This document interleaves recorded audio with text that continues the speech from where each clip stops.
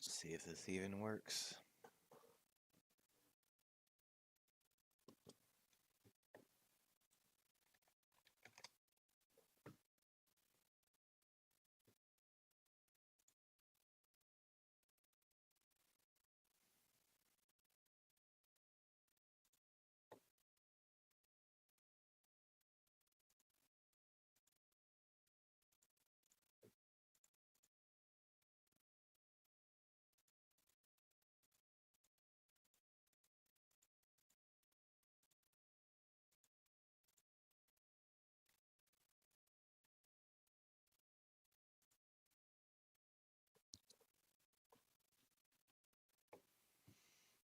All right.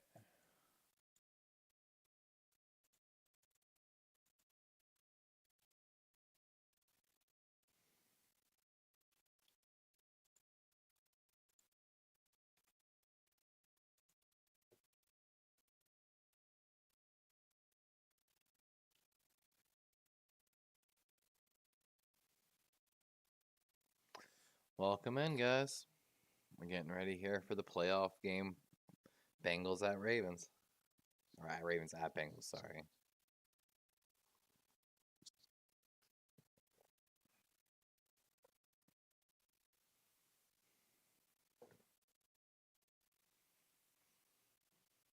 Don't have high expectations for the Ravens right now. Let's just be honest here.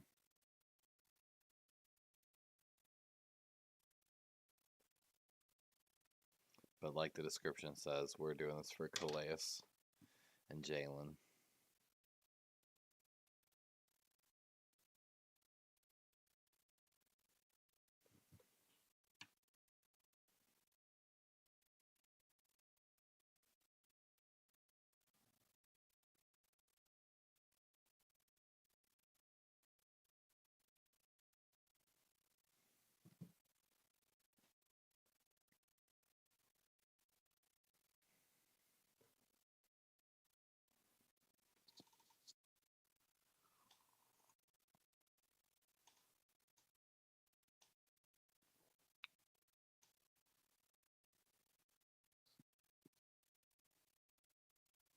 And as they're talking about Lamar's missing his sixth consecutive game and tweeted out about his injury.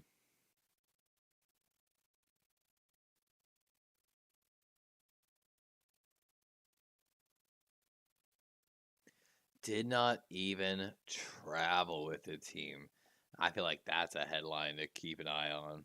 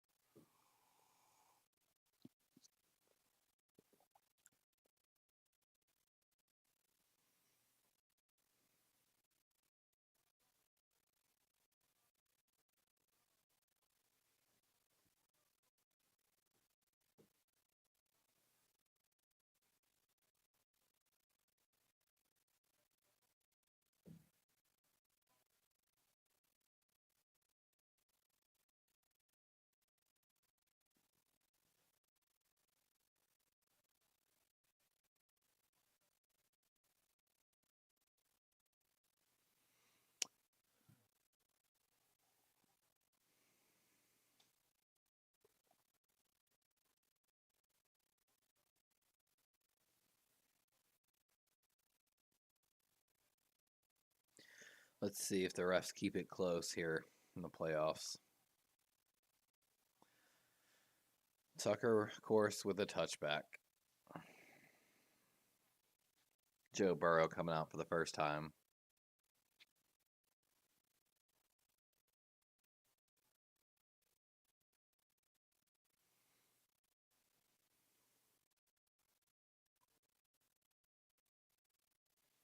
Got a rookie starting at guard. That's something to keep an eye on.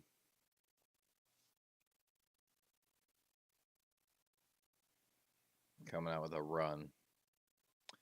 Jason Pierre-Paul already getting into it with someone.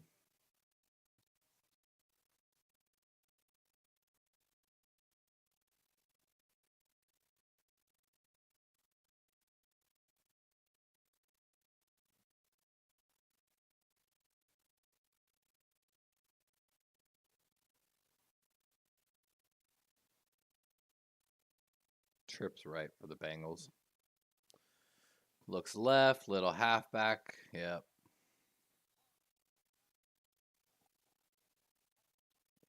Going to be about a yard short, bringing up a 3rd and 1.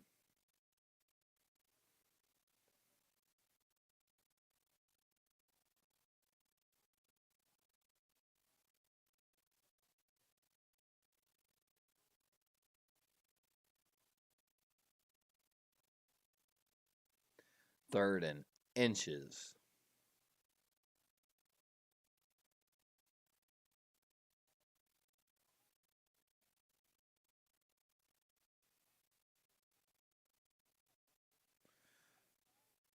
Hit, but gets there. Calais Campbell gets there early, but no one able to follow up behind him on the play.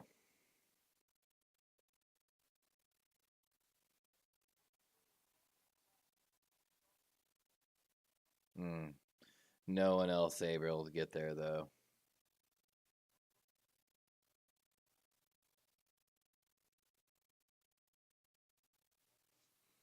I know Calais wants this more than anybody.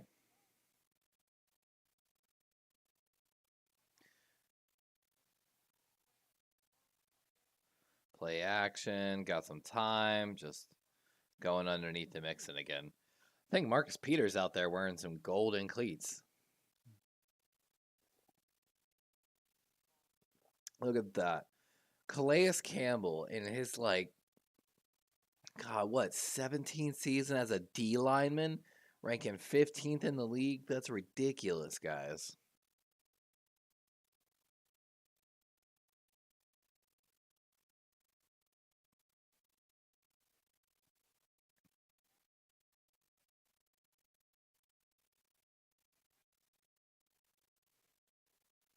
Oh, pressure almost got to him. Burrow gets taken down there. Broderick Washington and Jason Pierre-Paul.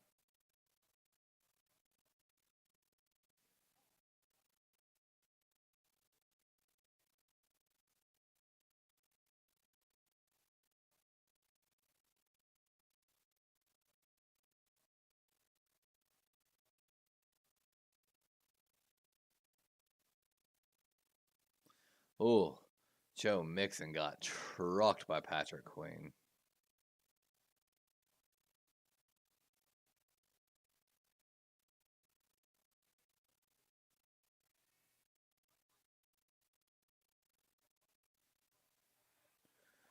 Oh, good attempt on the play.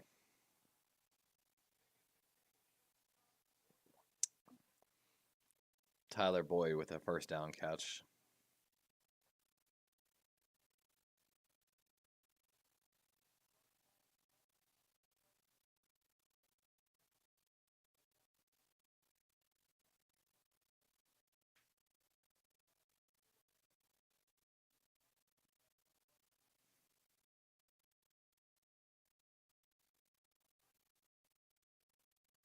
Quick pass. Jamar. Going to be gaining about 5.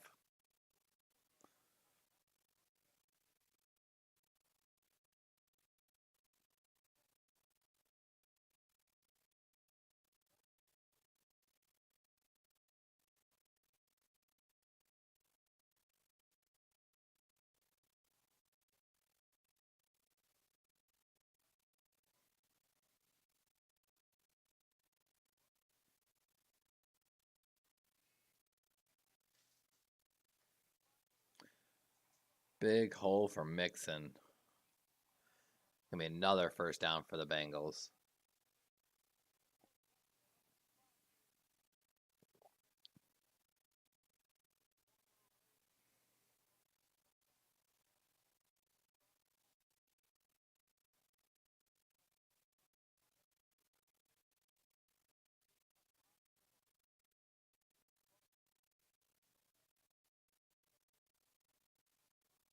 Yeah, exactly like the commentators were talking about a week ago when we played. Bengals weren't doing anything on offense for playoff. It was all the most vanilla plain stuff they could do. Queen. Oh, that was dirty. That was a dirty hit by Queen, man. Diving at his ankle. Yeah. Offensive lineman came up, had something to say to him. That was a bad hit.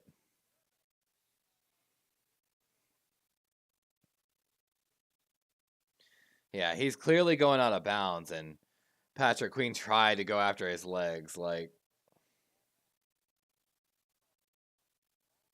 and into Raven players on the sideline. Ooh, we're about to see some dirty football.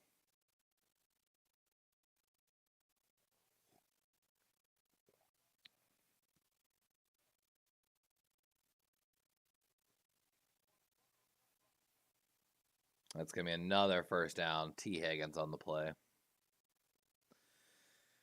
As we expected, guys.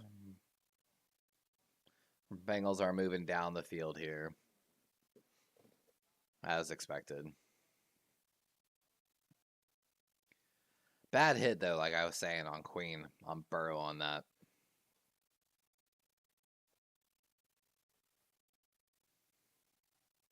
Wow, we got quite a few people dropping in this week. Well, thanks for dropping in, y'all. 1st and 10 for Joe Burrow here. Just outside red zone. Going deep. Got a man. Oh, close. Took a deep shot for Higgins on the right side. Just dropped it, honestly. Yeah, we don't expect Baltimore to really win this game, but, you know.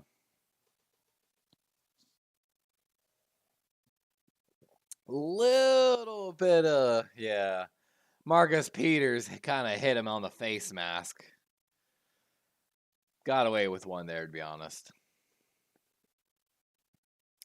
For everyone dropping in, appreciate y'all.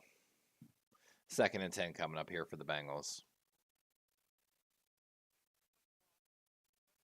They'll let play clock. They let it go, and it's going to be incomplete. 3rd and 10, like at about the 21.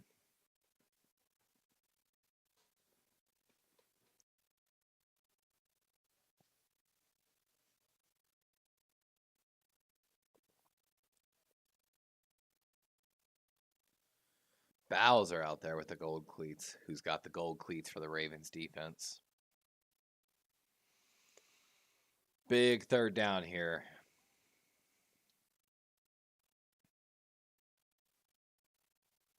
Baltimore might be bringing pressure from the right side. Here it comes. Pressure. Little high. Ooh. Ravens brought the house on that one. Field goal unit coming out for the Bengals. God, Calais is such a monster.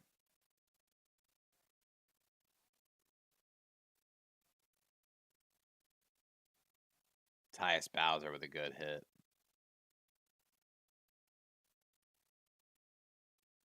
That was a good play design by Mac McDonald and the defensive coordinator of the Baltimore Ravens. 39 attempt coming here for the Bengals. Miss it. Right down the middle.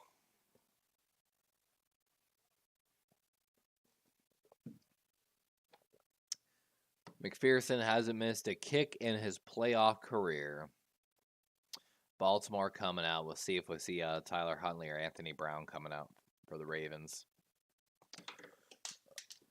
Oh, if you're a Ravens fan, man, we have it's going to be a very hard offseason for us.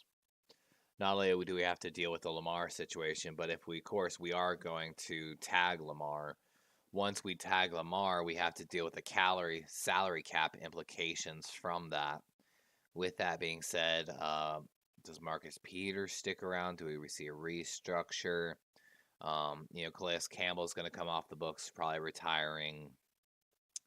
We're going to have to, a few other contracts we're going to have to revisit potentially or let go. It's definitely going to be a hard offseason for the Baltimore Ravens and Baltimore Raven fans. That's for damn sure. I don't know. What do y'all think? What y'all think's going to happen with Lamar? And if you do pay him, what's that number? Is it going to be 40 million, 42 million, 50 million? Like I said, we talked about that in our last video. How am I already out of coffee? The heartbreaking loss when you go from 9 viewers to 3. From 11 to 2. Heartbreaking. I'm going to be completely honest, though. I don't particularly care as much as I did in the previous games. It's just hard to be that how much into it when your team is, the borderline team. I mean, maybe we have a shot if Lamar gets healthy. We somehow miraculously pull this out, like the freaking Jacksonville, and we go on to the playoffs. Maybe Lamar can come back healthy and we can make a deep run. But that's all starts with us getting past the Bengals.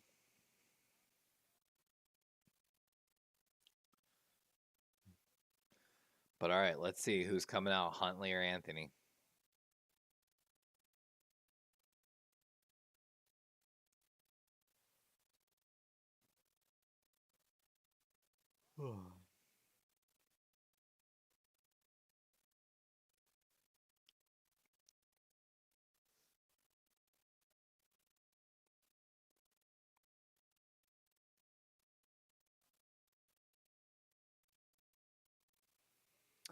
All right, we're getting ready for the kickoff here finally.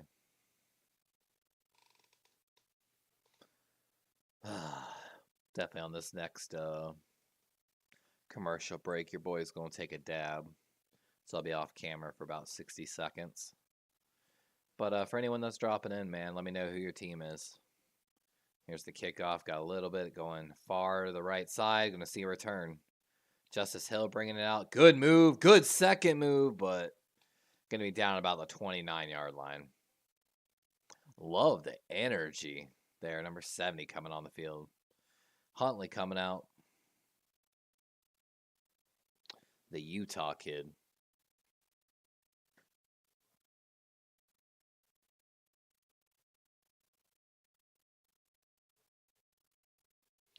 I want to make a note there.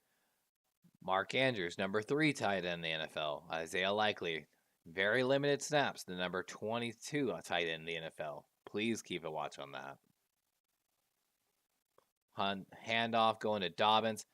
I have a feeling we're going to see a very, very healthy amount of JK. JK has been a little vocal in the Baltimore media about wanting to be that workhorse and feeling like he can be that guy that carries our team. And I'm very excited to see if he's going to be that guy today.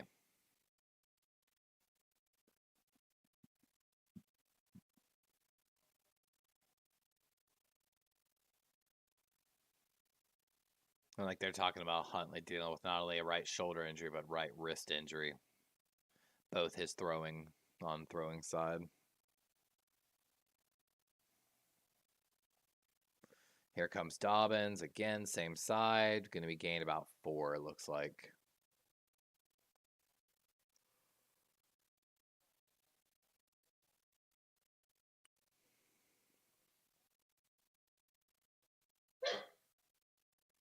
Bless you. 2nd and 6. Play action. Huntley rolling out a little. Trying to make some space. Oliver, did he get it?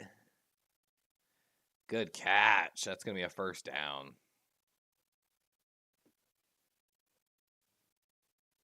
Brought off one hand. Brought it back in. Got it.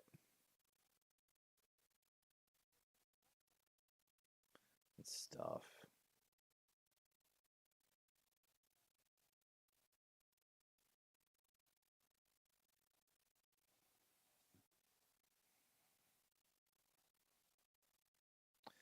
Little play action handoff. Going to be another 4 yards.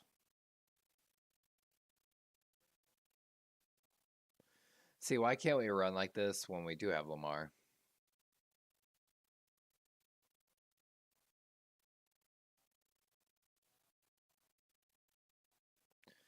Whew, Eli Apple, 109 out of 122 defensive backs or cornerbacks. Eli Apple getting burnt toast.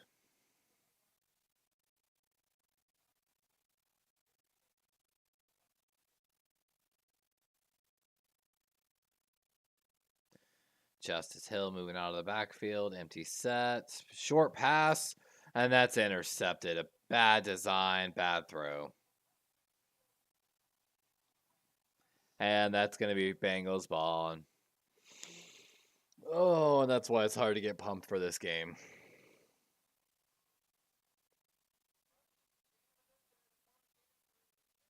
Trying to jam the ball to Mark Andrews. Yep.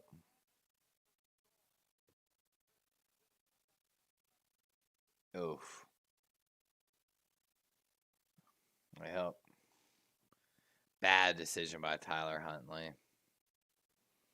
All right, guys. With that, I'm going to slide off here, take a dab real quick. We don't like to be doing the dabs on camera on YouTube, but...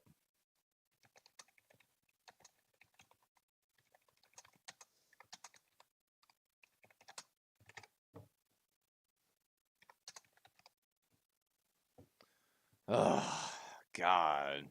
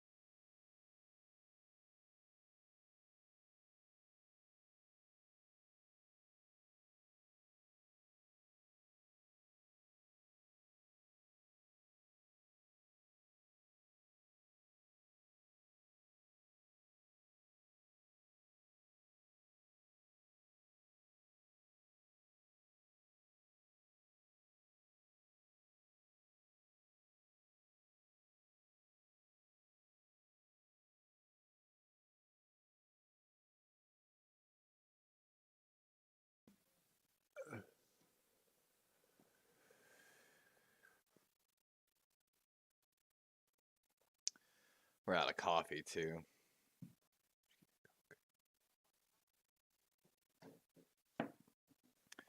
All right. Well, after the turnover, Bengals ball on the 40-yard. Their 40, thankfully. Empty set for Joe Burrow here. Quick pass. Hayden. Going to be a first down. It's going to be past the 50-yard line, looks like. Yeah.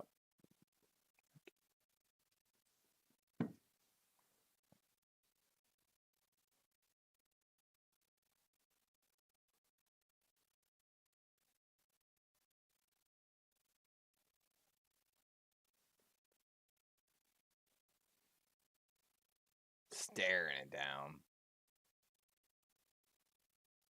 First and 10, little toss play to Mixon. Looks like got blown up by Queen. Ooh, they are holding Joe Mixon's leg.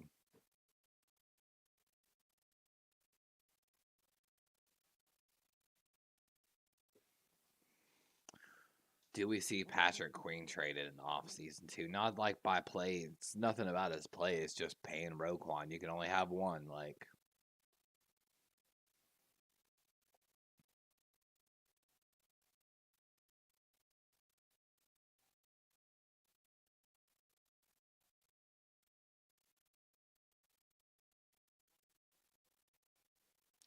little wide receiver screen to Jamar and able to get like 3 on the play, it looks like. Third, probably like 8 or 9 on my guess.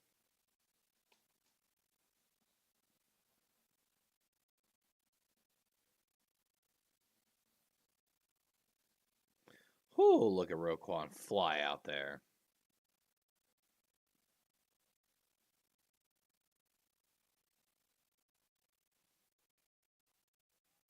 Roquan did not have an agent too. I felt like that was a funny or interesting part.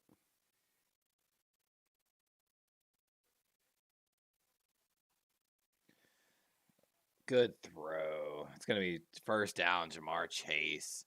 Wasn't sure if that ball was going to get there in time, but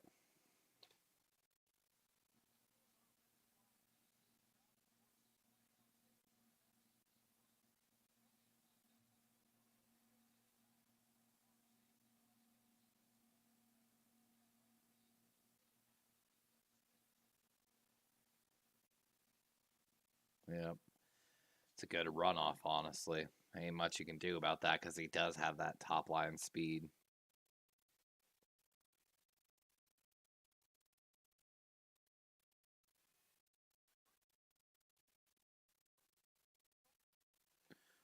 Oh, Justin Houston got a sack there. Let's go.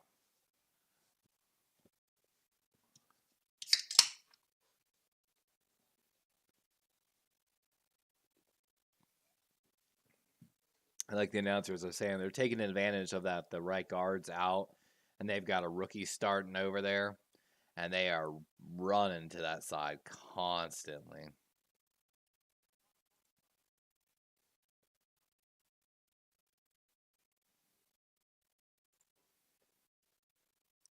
Second and 19. Ooh, play clock 00, but I think he got it off. Short little pass, Higgins, and gonna get a nice little chunk of that back, but third and 10 coming up.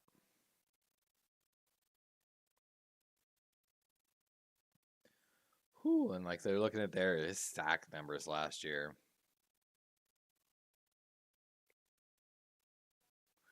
First 8 games, sacked a ton. Third, sacked only third least. Yep. You keep Joe Burrow clean, you win the game. It's about as simple as that. That's what those stats prove.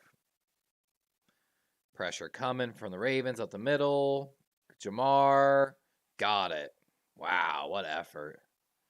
Hey, what's up, Liam? Thanks for subscribing. Sorry it didn't my alert didn't ping me anything. I don't know if my CPU's having some issues tonight. Man, look at P Ryan though. Step up right here in the A gap. Just give them enough time. One-on-one, Jamar Chase and Marcus Peters. I mean, yeah, there ain't nothing you can do. Marcus is right on him. That's just well-timed throw.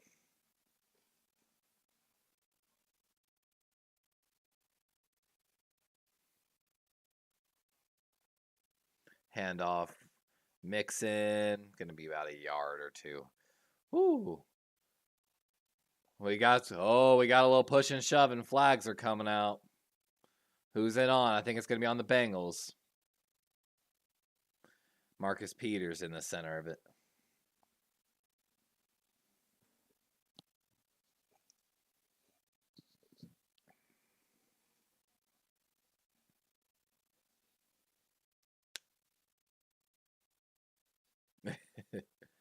Like they're saying, you never know what he said to him right there, but This is one hell of a chippy game.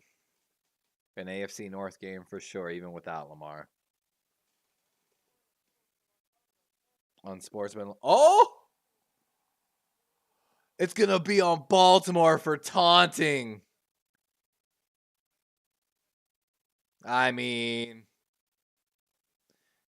yeah, you can't argue that. Wait, that's going to be a DQ? Oh, he threw a punch too. Is he? Oh, he's not DQ, but if he gets one more, he's DQ'd.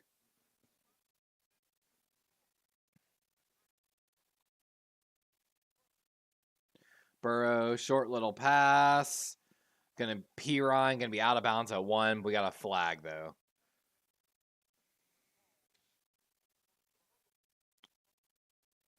We got a holding call.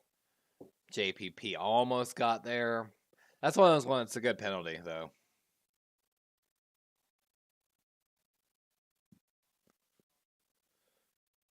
Oh yeah, but that's a good penalty. You protect your quarterback and take the penalty there. Don't let him hit Joe Burrow on the blind side. 12 sacks allowed this season, tied for most in the NFL. Man, what the Bengals would do for a solid left tackle. Quick little pass, Jamar. And that's going to be down at the 7, bringing up a 2nd and 7. Or 2nd and goal, but 7 yards to go. Oh, my Ravens. The time of possession right now. The first quarter is literally ending, guys, and Baltimore's had ball probably like 40 seconds, I feel like.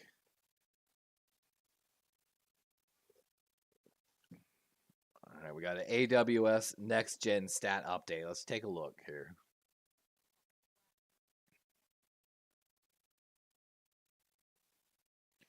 Gabe Davis.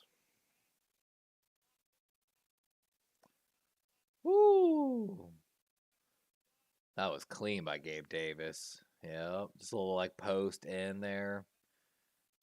Looks like, oh. Talk about Gabe Davis, clutch AF for Buffalo. Dan Jones. 7 rushes for 60 yards, 4 first downs.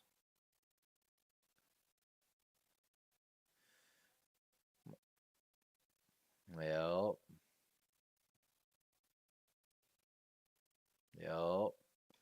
That's what I want to see in our offense for Lamar. Better passing schemes that give better run lanes. So, like, even if everyone's covered downfield, even if there's a QB spy.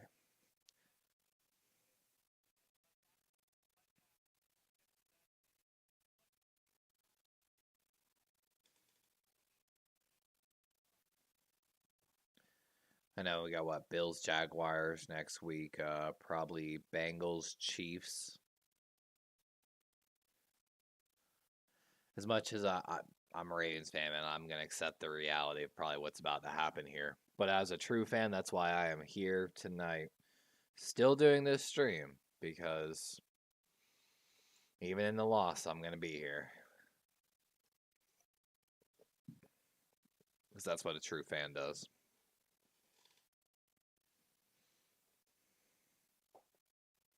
We're back on a commercial break. There we go. Coming back finally.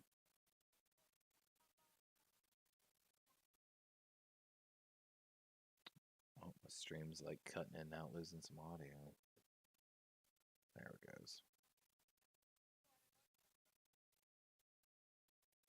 What'd you think about that last penalty? I didn't like that last penalty. Ooh, looks like my computer's freezing up. See it glitching around. Oh, John Harbaugh, a little short there with the sideline reporter. Our stream's glitching up and freezing out. Stick with us, guys, if you can hear me. I don't know what's going on.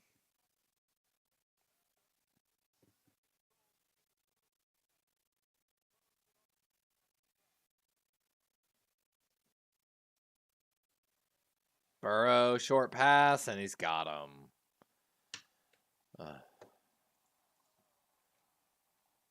Nope. No, Phil Will, we have not yet.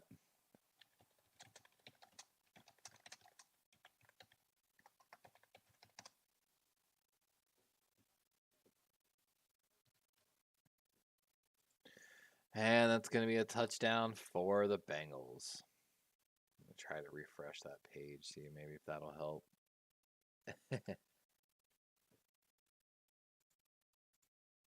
You're welcome, Phil.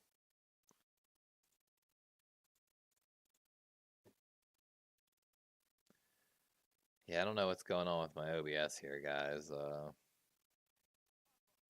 It says I'm not dropping frames. It says I'm still doing 60 FPS at 4K. And yeah, CPU at about 30 to 40%. So I don't know what's going on there.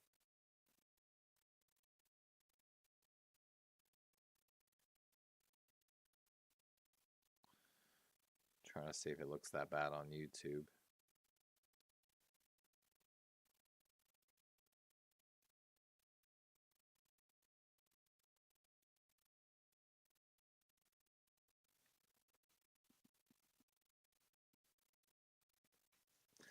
Yeah, it's being that glitchy on YouTube as well. It looks like it's finally starting to clean up here on my end, so hopefully we're getting there, guys.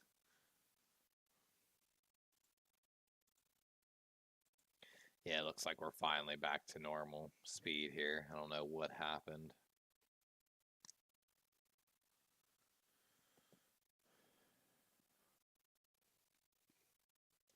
But of course, now we're on another commercial break after the touchdown, so figures.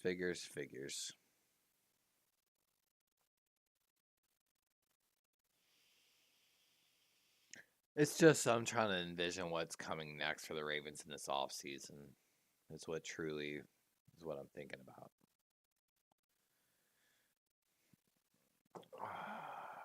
Let's try to do some research here.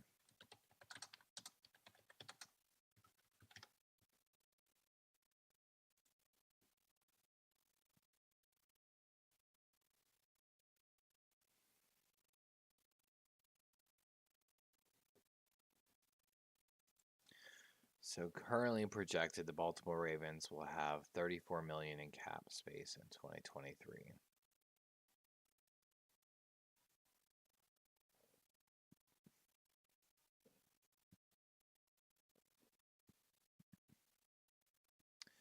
But that's also with Lamar Jackson and Marcus Peters going to free agency. Ben Powers going to free agency. We're probably losing Srick, but you know, it is what it is.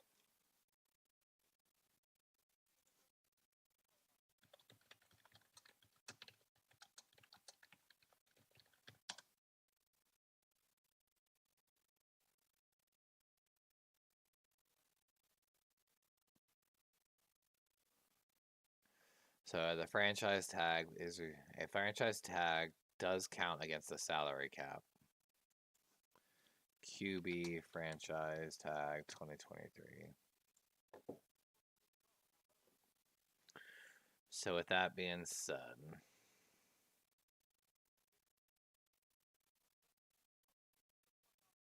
so the tag exclusive franchise tag for quarterbacks projected to be $45.248 million. We'll get back to that after this drive. Huntley rolling out, looking short, down short for Ricard, and 2nd and 10.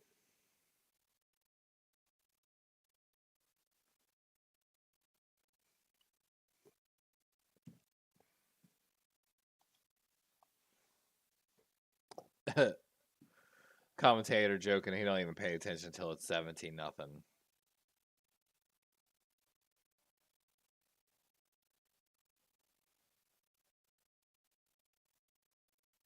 You would think that's what we're going to see on this drive, but we came out on 1st and 10 with a pass. 2nd and 10, another pass. Watkins looked like he got it, though.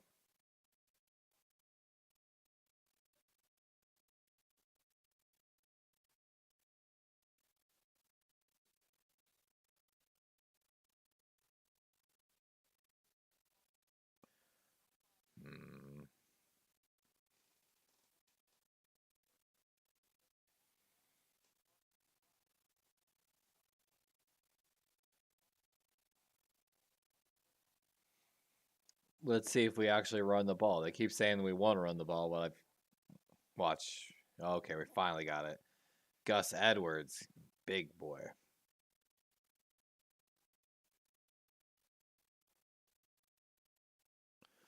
One run comes out. Are you serious right now?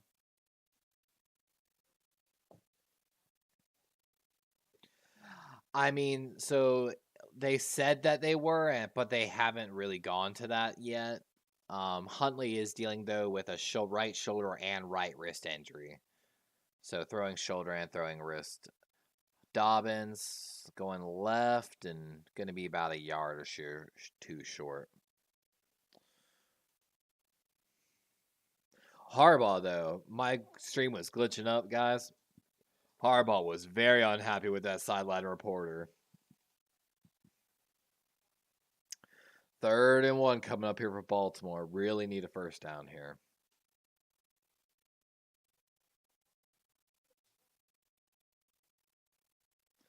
Here comes the run left. Gus Edwards bounces outside and gets there. It's going to be about 3 or 4.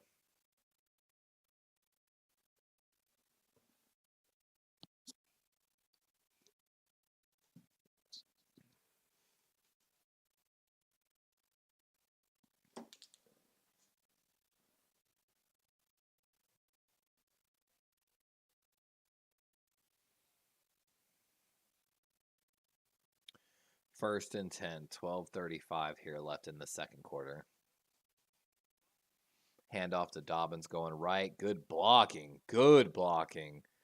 Still going. That's going to be about gain of 14, 13 on the play. Yep, 13. And things getting chippy on the side. Eli Apple. And they really might, Liam. It really depends. I think they're seeing how Huntley's playing, and also I think Huntley's one hit away from being out of this game, to be honest with you. First and 10 here again for Baltimore.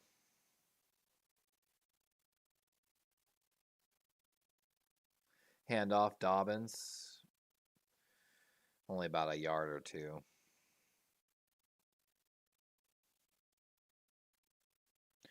Basically, Baltimore's only hope is to somehow pull this game out like Jacksonville, and with some strong defense, some big, break plays with solid run game, and then pray Lamar can come back for a deeper playoff run. But I don't see it happening. I hate to be that person. Like I said, I'm being realistic here. 2nd and 9. Gus Edwards in motion. Looks at him, oh, got a man. Oh. Demarcus Robinson going to be about a yard short, bringing up a 3rd and 1. And I haven't been able to post my most recent video, guys. I've did 3 videos covering doing a film breakdown of the Jacksonville game, the Miami game, and the Jet game. However, my GPU's having issues on my computer, and I can't stitch the videos together and put it out. I'm still trying to work on that. 3rd and 1 here. Again, I should say. Handoff to Andrews, and he's going to be stopped. 4th goal down coming. Steelers fan, you know what? I'm a big fan of the Steelers in the essence of I feel like iron sharpens iron. So I love when we are at our best together. And I feel like with y'all going downhill, more going downhill. You know, it's one of those ones, a lot of it's feel about who do you root for in the playoffs after your team's gone. Technically, you should be rooting for whoever won your division because that means you lost to the best of the best, you know? So it's one of those ones, it's a tough one. And Baltimore taking their first time out of the game here on a 4th and 1.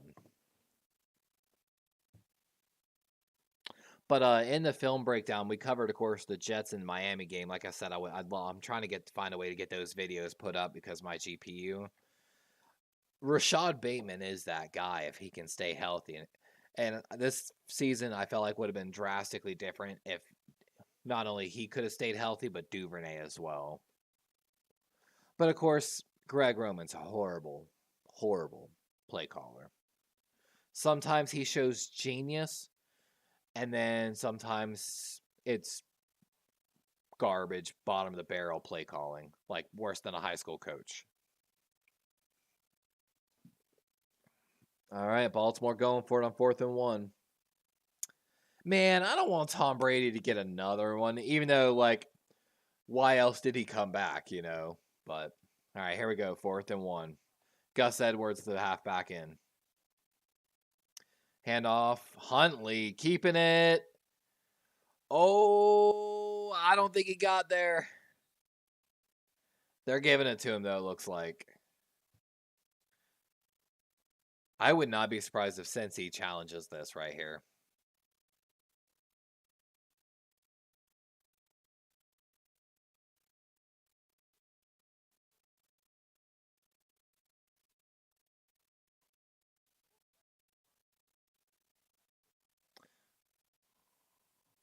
Oh, no challenge. Handoff going Dobbins left, and oh, kind of killed at his own offense, or own line of scrimmage by his own offensive lineman. Ugh. I really think it's going to be hard to stop the Eagles. And Mahomes, I mean, when you actually look at PFF and QBR, Mahomes is playing like 7 points even over Josh Allen. Like, and Josh Allen's, I think, a 4-point lead on the guy in third. Huntley scrambling for his life. Andrews with a good catch. That's going to be a first down. Gain of 14. I think John Harbaugh is also a little frustrated because I feel like he knows his job's on the line and he might be on the hot seat.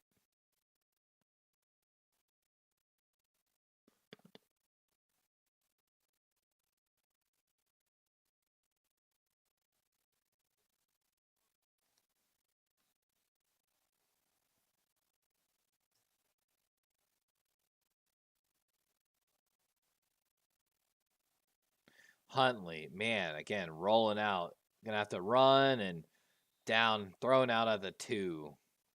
Little close, but clean tackle, I'd say. Gonna be gain of 2 for Huntley.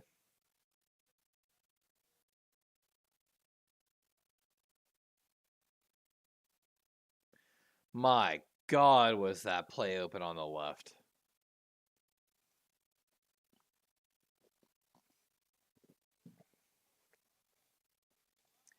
That's one of the ones I hate. I want to see that taken out of the playbook where just give it to the halfback. Don't even have that quarterback really design in there in the backside. It's not needed. Dobbins going to be about 2 yards on the play, maybe 3. Bringing up a 3rd down. Bengals clamping down here in the red zone. 7 minutes and ticking, so we're halfway through the second quarter already.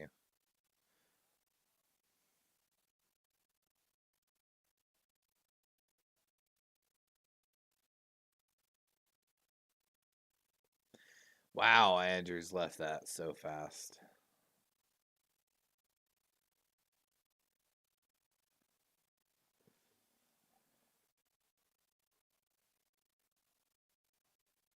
Huntley getting pressured. There's a flag down, though. That might be a defensive holding, but we'll find out.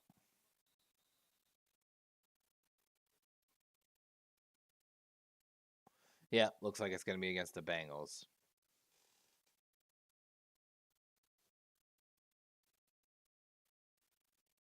Looks like a face mask. Yeah, first face mask defense.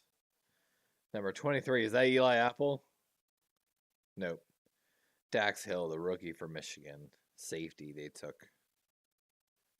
Lined up in the slot against Isaiah Likely and yeah, got his left hand all on Isaiah Likely's face mask. Isaiah had him too.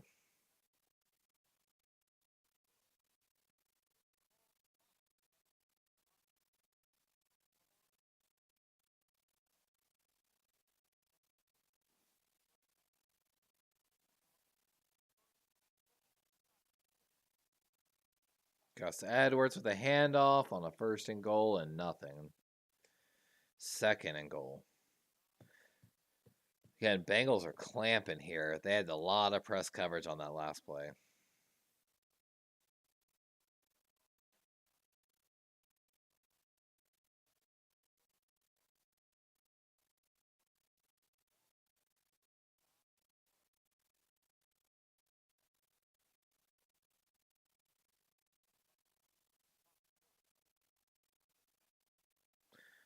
Little QB option here. Oh, Huntley just slammed there. And again, Huntley's hurt. Why are we running QB option? Why are we running so much quarterback runs with a injured quarterback? I cannot stand this. If the system is completely dominant on actually the quarterback running, I don't want it. I want my quarterback to be able to run, but I don't want the system to demand it of him. I want it to be of his own free will, basically. Hey, yes, thanks for dropping in, man. Third and goal here. Huntley with a quick audible. Trying to get a pass off. Got a man. Dobbins. They're going to say he broke, but you know this is going to get reviewed. But rest as the moment, this is going to be a 3-point game.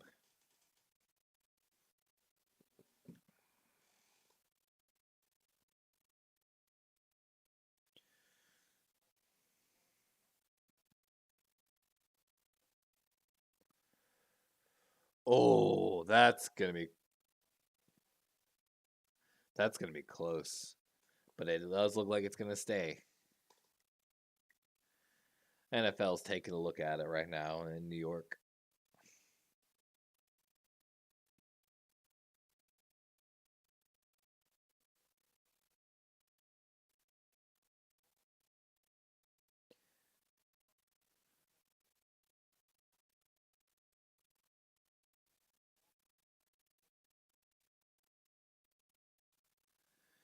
All right. They say it's a touchdown, but let's see if they keep it a touchdown. You know how the NFL might be.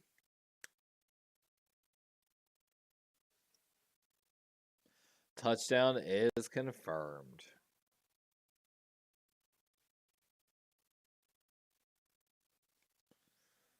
I still think it's really interesting that Lamar did not travel with the team. Like, I think that's.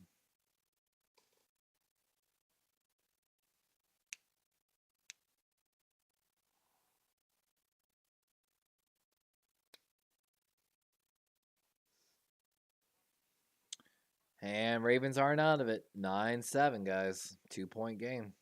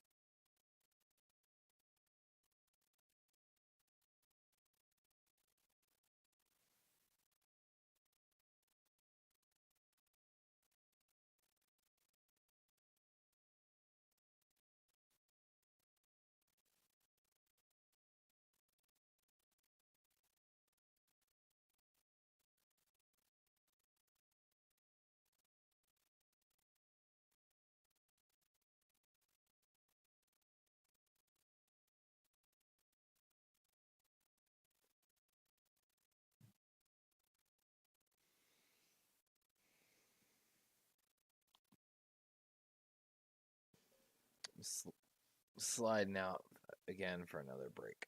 BRB.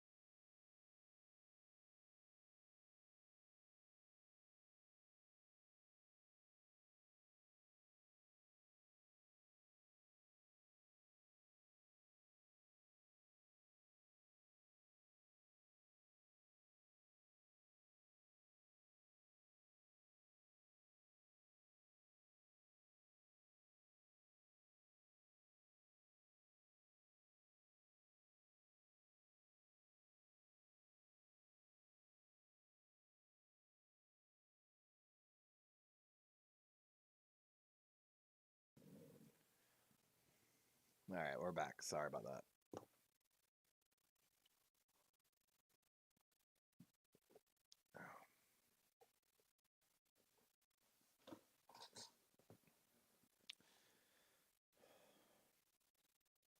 Oh yeah, what do y'all think about the Aaron Donald thing? Is he retired? Is he not retired? Joe Burrow from the empty set on 2nd and 7.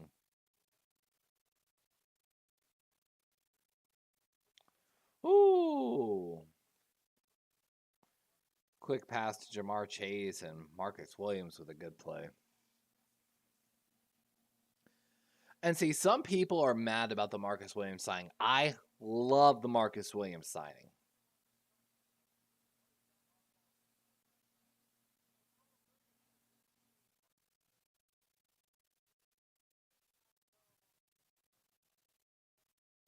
Love the Marcus Williams signing. I think him and Roquan are going to be cornerstones of our defense for years to come. Burrow having to step up and, delivers a dagger to Higgins over the middle. Good pocket, good movement up the pocket, and good throw. Let's watch this.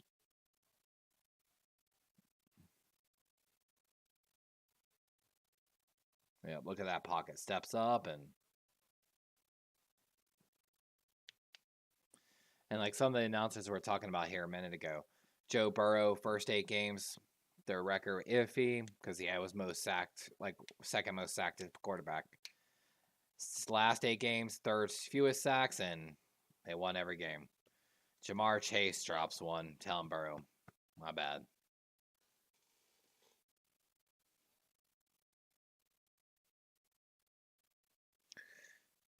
3:29 here in the second.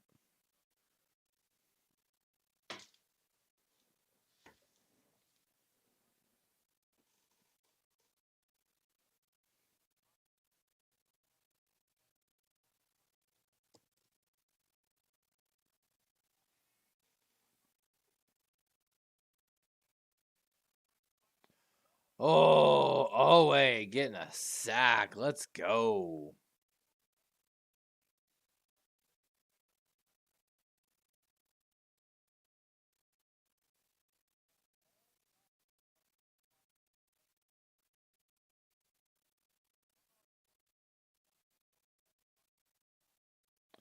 Whoo. Oh, wait, try and get that. If Joe tried to get that throw off, hey, what's up, Kendrick? Go Bills, man.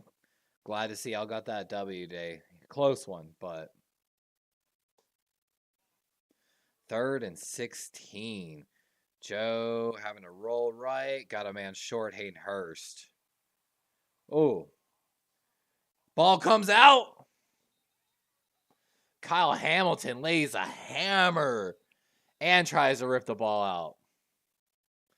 It's one of those ones I don't really expect to win, Kendrick, but as a diehard fan, man, I gotta be here win or loss. You know what I'm saying? They're awarding it to the Ravens. Wow, what a sequence of plays. Odafe Owe with a sack. Kyle Hamilton coming up. Watch this. Lays it, sees the ball come out, and gets it. Good stuff, young Rook. 2 first-round picks paying off for the Ravens. So we head to a commercial break, sadly. Oh, the commercials are killers.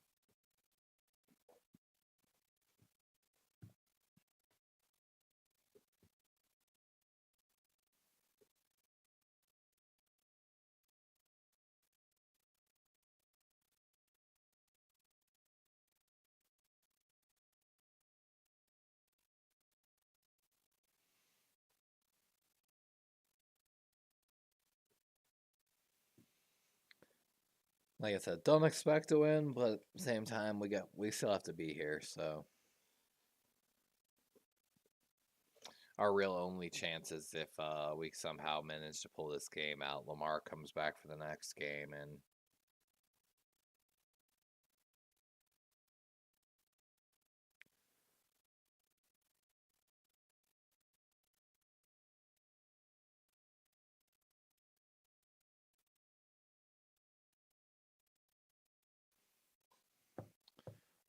these commercials. So Bills, if I'm not mistaken, are catching the Jacksonville Jaguars in the next game. While the winner of this goes on to take on the Chiefs.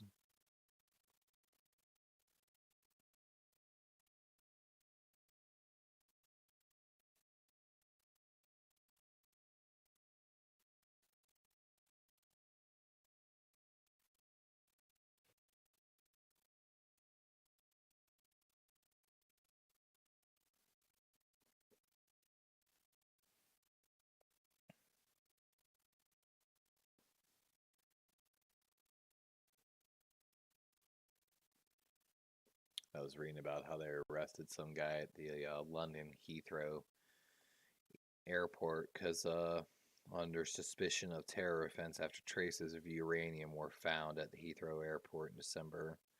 Scotland Yard has reported. Very interesting.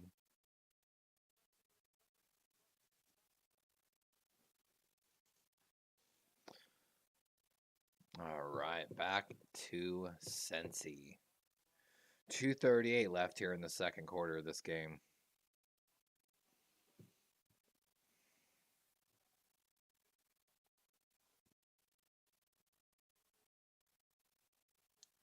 And I told all Baltimore fans to chill out with the thing on. Like, don't get me wrong, I have my videos on this stream of Kyle Hamilton, but I told people in the chats to chill out.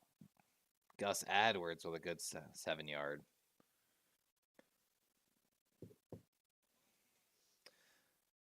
I think I've said it on stream. I told them to chill out on him that, if you look, Ed Reed didn't start his, really till later on in his rookie season. I was like, don't get me wrong, I'm not saying Kyle Hamilton's Ed Reed by any means, but give the young man a chance, And they were like, oh, what crack you smoking? Fuck out of here. 2nd and 4. Make that thing the fuck out of here. And I think we got a timeout. Oh my god, we're heading to another timeout, guys.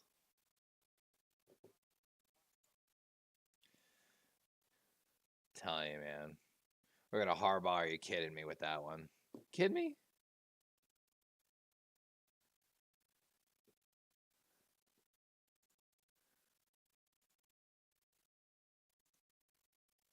Get a little Poe action.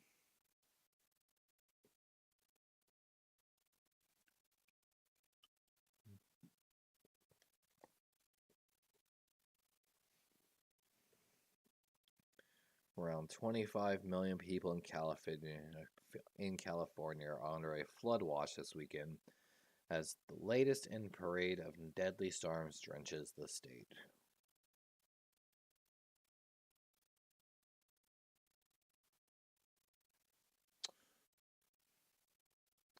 Many are afraid of a mudslide happening again.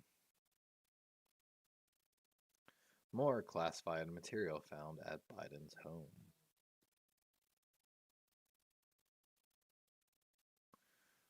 Why a U.S. state is trying to shut down a Canadian pipeline. State of Michigan. Sorry, I'm just catching up on news while we're waiting for this commercial break to come back.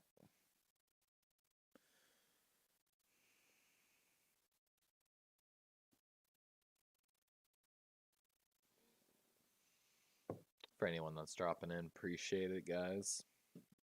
You part of the Raven flock. I know we got Bills Nation in here. Steelers. Ugh. We might have Mike in here, who's part of the Bear Nation. Da Bears.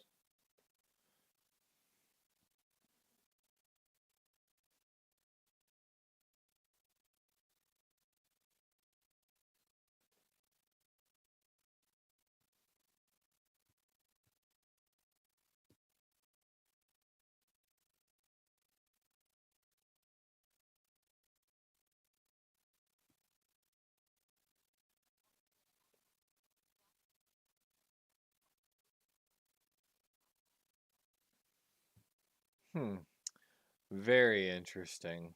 Canada expanding its euthanasia law. Second and 4, Gus Edwards. And that's another first down for Baltimore. Left tackle of the Bengals, Williams, going back to the locker room. That's going to be a big hit for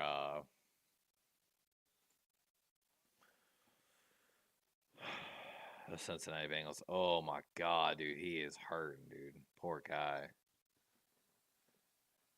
Thoughts and prayers there for the left tackle of the Bengals. Oh, bad snap. Huntley having to run back. Gonna get out of the pocket. Oh, he got it to Oliver. Oh, he's carrying the ball to the 15-14. Wow, what a play. Da-na-na, da-na-na. You're going to see that on top ESPN, guys. That's going to be on ESPN. Bet on it right now. You know what? Let's going to get a Harbaugh slow clap.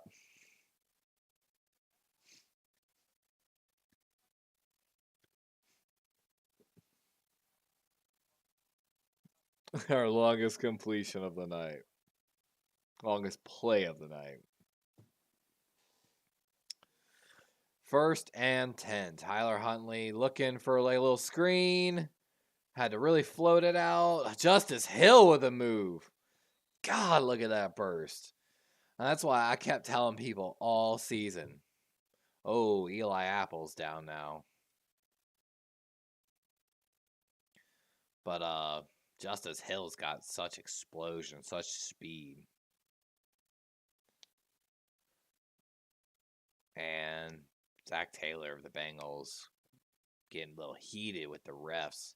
I'm guessing what he wanted an offensive lineman illegally downfield is my guess on the screen. But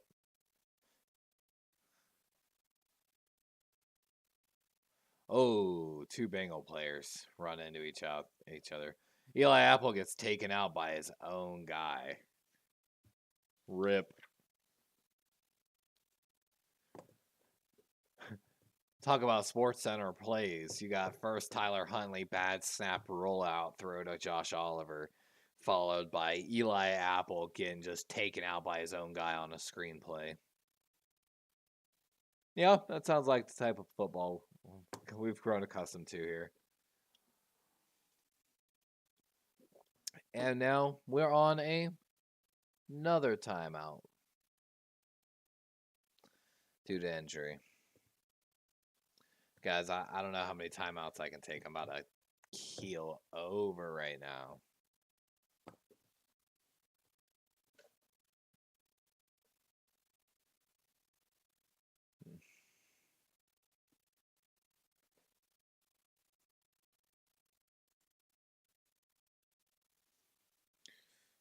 Oh, man. Your boy's running out of energy.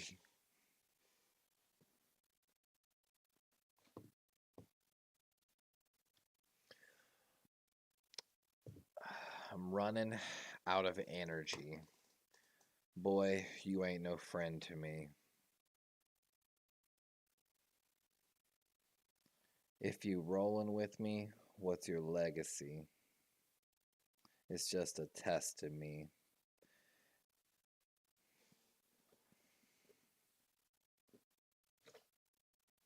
And if you test with me, you gotta pay the fee.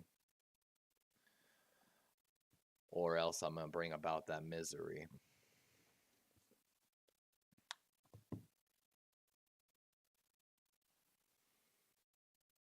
This game has got me draining. I'm feeling a little faded.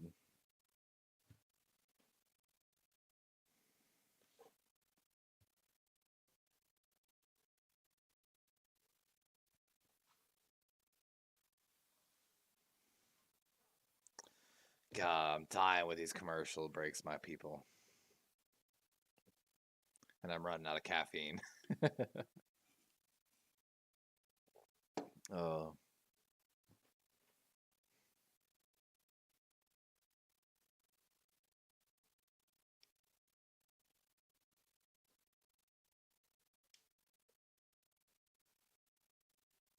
"28 seconds left, guys, here. 2nd and 1. Handoff to Gus Edwards. That's going to bring up a first down, though. So 1st and goal. 23 seconds. Baltimore's got 2 timeouts. Here comes the first one, probably by Baltimore. So Bengals were charged a timeout on the Eli Apple injury. Bro, oh my God, we're going to commercial.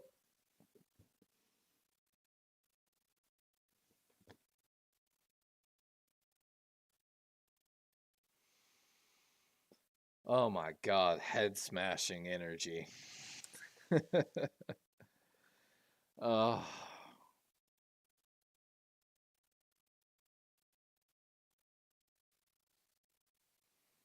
These commercials got me mad as fuck.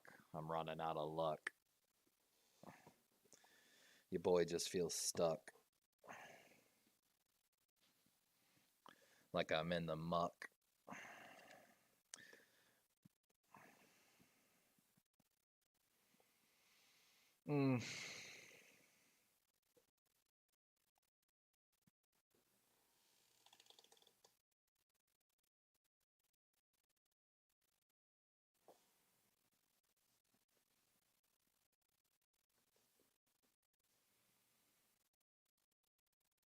Oh my gosh, these commercials. Like, how many commercial breaks do we have to endure, my God? Like, the Ravens gonna win it. You know we always in it.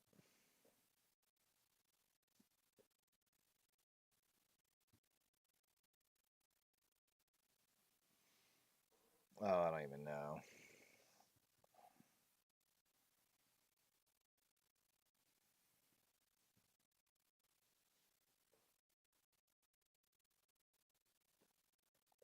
Wish I could have my dog on the stream. My dog is so adorable.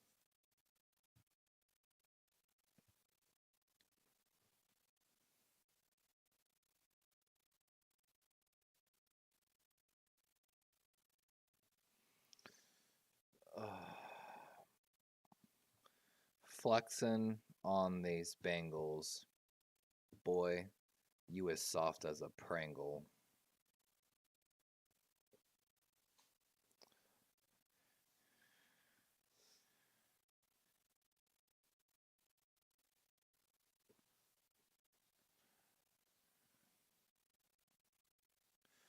Hit you so hard you feel that tangle. Folded you over, call that wrinkled.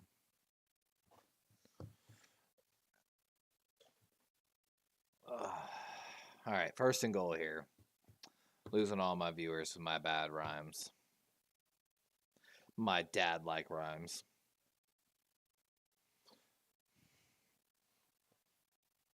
Giving off a lot of lame dad energy.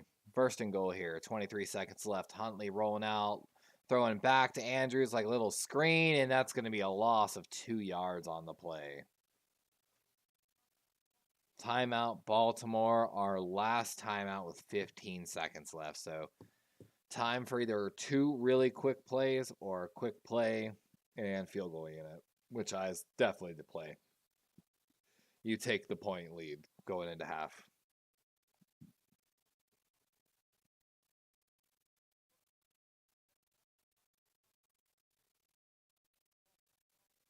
Good play by Jesse Bates of the Bengals. I think they franchise tagged him, if I'm not mistaken.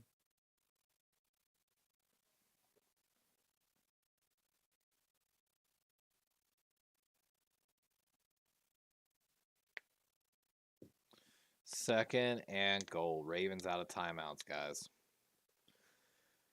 16 seconds.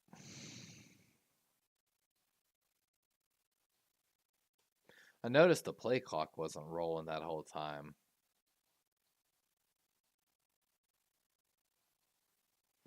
Rolling him out right. Quick pass and misses it. Looking for Demarcus Robbins.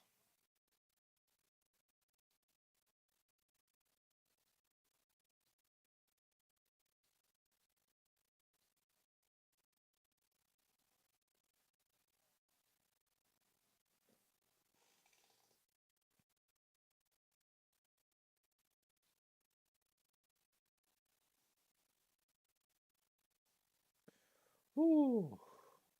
Yep, Demarcus just too. Yep.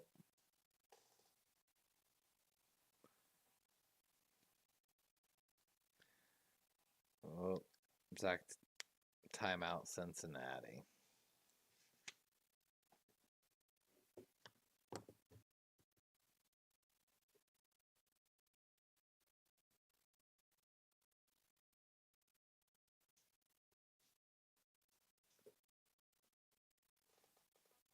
What's up, Nani Boo?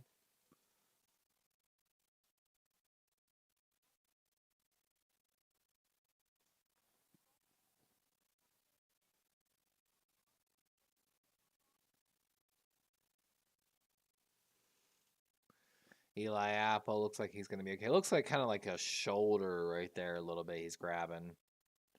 But he's got his helmet. Looks like he'll be coming back in potentially. Third and goal. Might be better for the Bengals if he doesn't come back in. I think he was, like I said earlier, showed him like 109 out of 122 in quarterbacks in the NFL. Third and goal. Here we go. 13 seconds. Huntley, bad throw. Nothing open, basically, though. So, field goal coming out. Baltimore going to try to take a 1-point lead going into the half.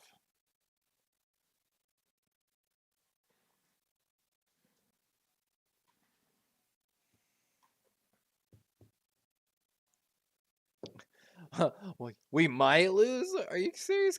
Kendrick, I walked into this stream with every intention of my Baltimore Ravens losing this game. Every thought. The fact that we're still going into halftime ahead. Kick is, of course, good. Ravens up by 1 with 7 seconds left, so more than likely, with Justin Tucker probably putting one through the back, we're heading into halftime here.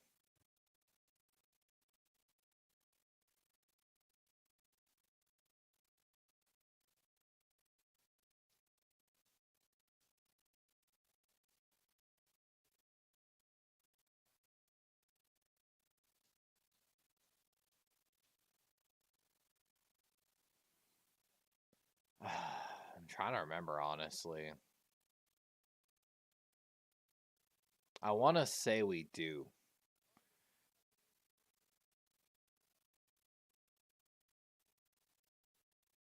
Because I'm pretty sure they started with ball.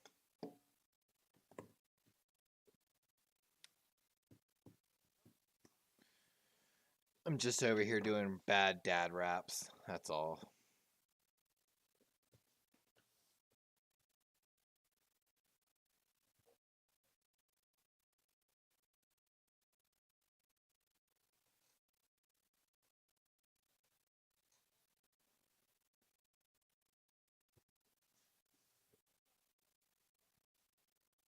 Oh, squib kick here.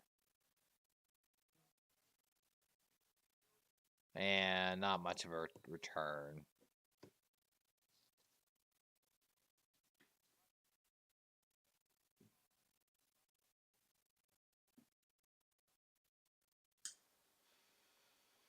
Oh, thieves steal Cleveland Browns Deshaun Watson's $100,000 truck.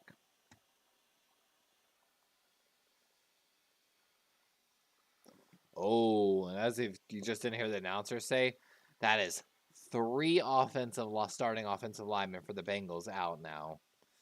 That is going to be really rough for the Cincinnati Bengals. I still can't even believe we're going into halftime at 1-point lead, but I really think we're going to see the Bengals open up that offense a little bit here after halftime.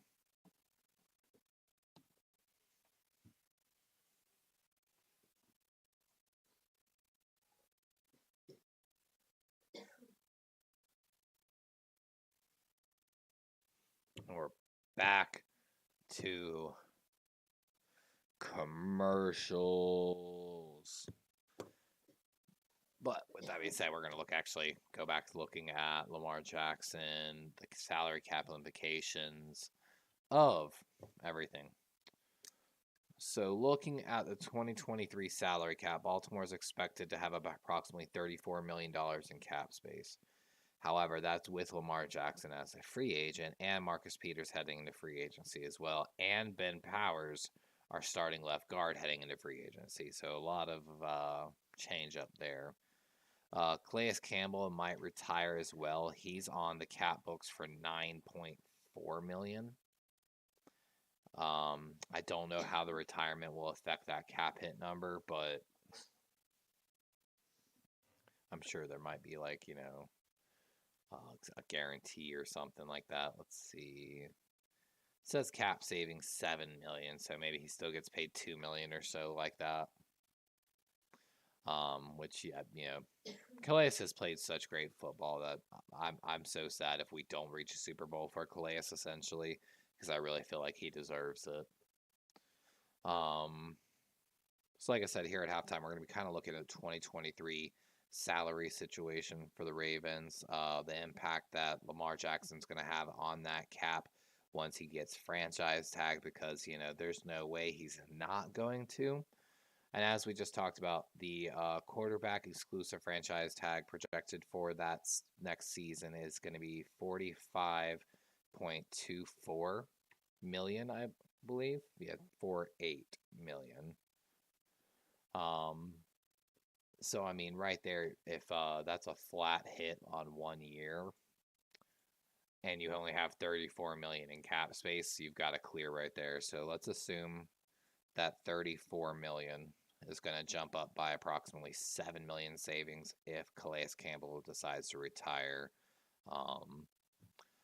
So with that, we're up to 41 million. So we still don't have enough cap space at that point to handle the franchise tag for Lamar. With that, we're going to be in a bidding war with Ben Powers. Let's see if we can get a expected contract for Ben Powers.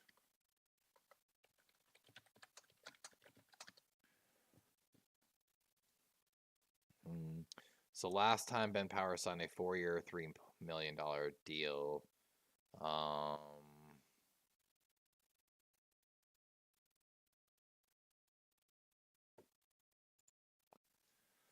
Try to see if we can find something talking about it here.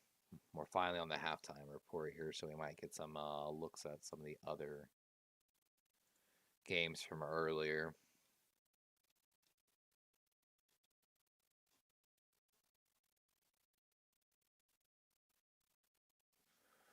Of course, that doesn't talk about it.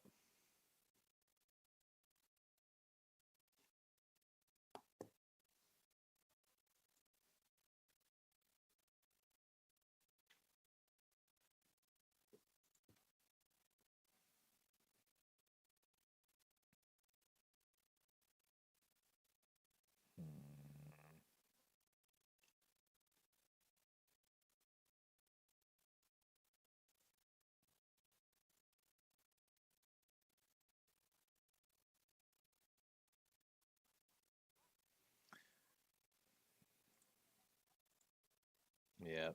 So we're looking at the Buffalo game earlier. Josh Allen to Cole Beasley.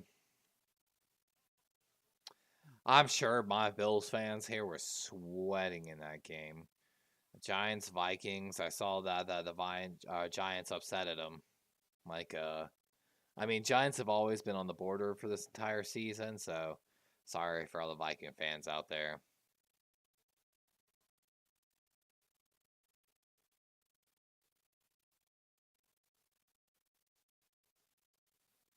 It was such a bad roughing the passer call.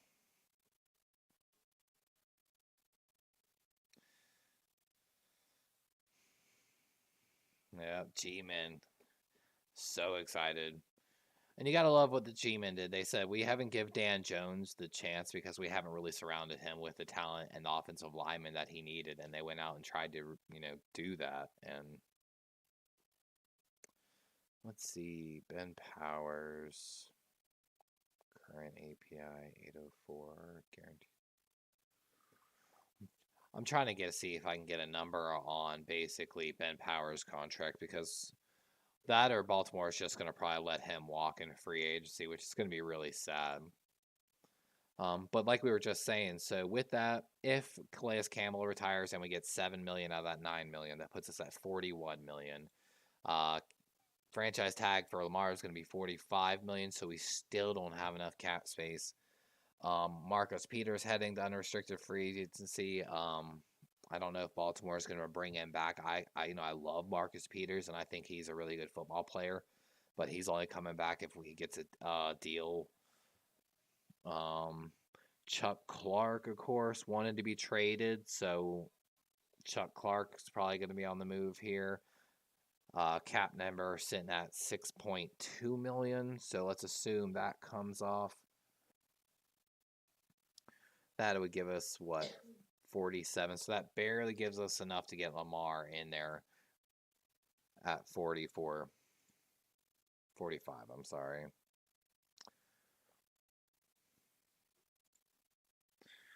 Do we have anyone else that's going to be on the move here? Michael Pierce going to be coming back. Michael Pierce was looking really good before he went down for the season.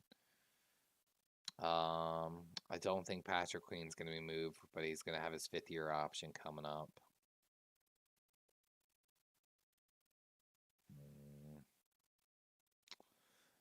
Malik Harrison's time might be limited in Baltimore, to be honest with you.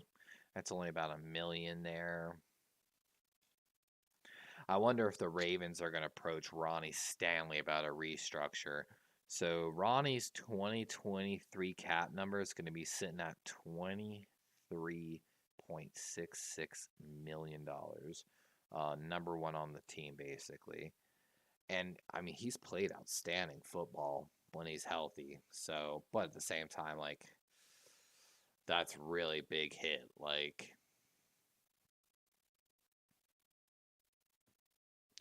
the Ravens are going to be in a pretty harsh cap situation come this next year. That's for sure. Because, like I said, that franchise tag's going to eat all of their cap space, everything that they have. So that's why it's such a priority to get the deal done with Lamar. Or I hate to say this, trade Lamar.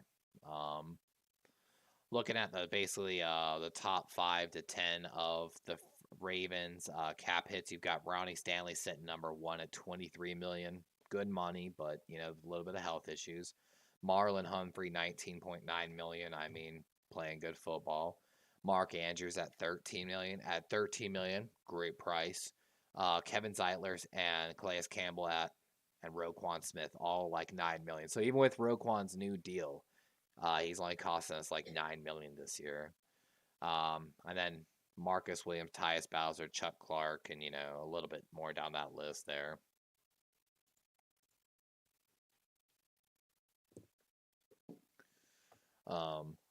Real quick, guys, thanks for everyone for dropping in. Before they get started, they're almost back here from halftime. I'm gonna grab another Coke real quick while I get ready here for the second half. Like I said, I really expect the Bengals to open up the playbook here in the second half, and I expect we're going to see a little bit more pressure too from the Baltimore Ravens. Coming back here probably in about 60 seconds.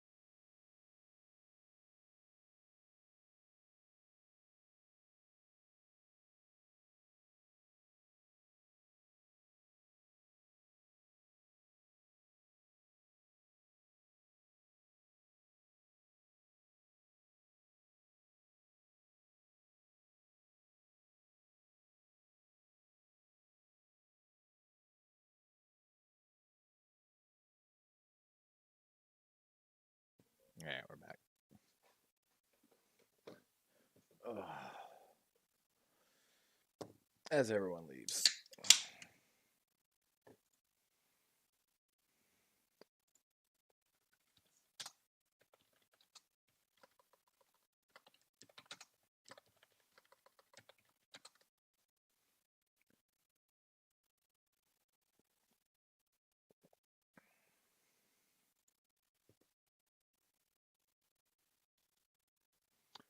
(2023) free agents, top 50 from PFF. Taking a look at it while we're still waiting for the game to come back. Of course, Lamar Jackson topping the list at number 1. No chance in heck he actually hits free agency.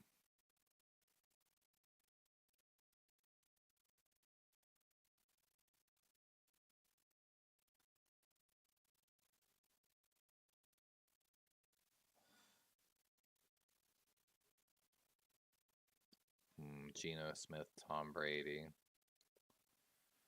Javon Hargrave from the Eagles, the first non-quarterback.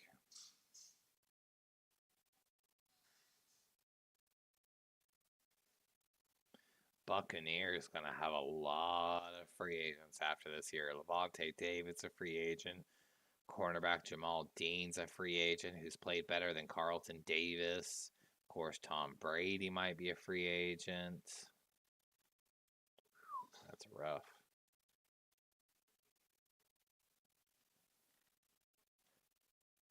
And I told people that defensive line and safety are going to be a strong in this free agency, and I still stand by that.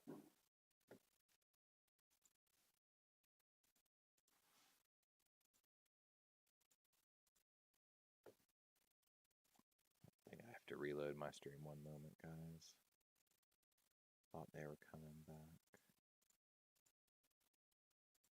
Gotta work through the safety things on the stream.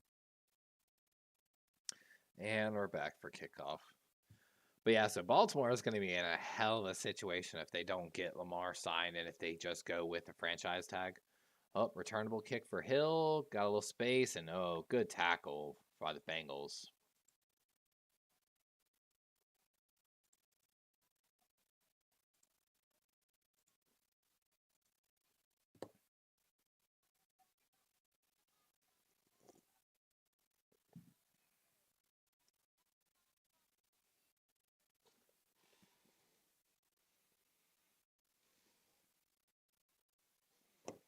We got to get the Baltimore Raven mug.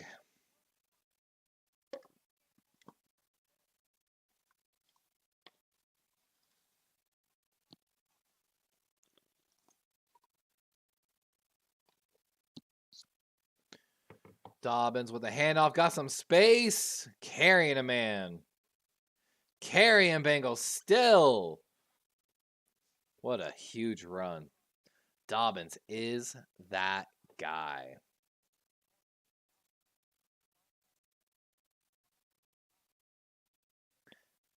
Beat him. Look at Mark Andrews. Man, and like I said, was doing my film study. I did a breakdown of the Jets, Jaguars, and Dolphins that I'm still trying to get put up. Didn't like some of that tape I saw.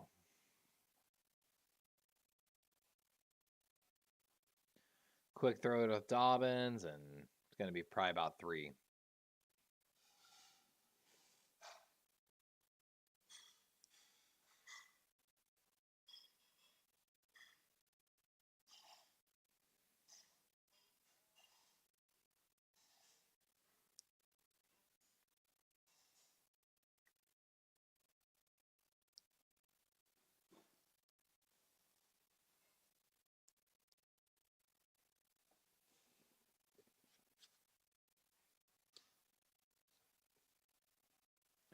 Oh, Edwards with a handoff, but a huge tackle. Corner blitz coming in from the slot. Got Gus Edwards at the legs.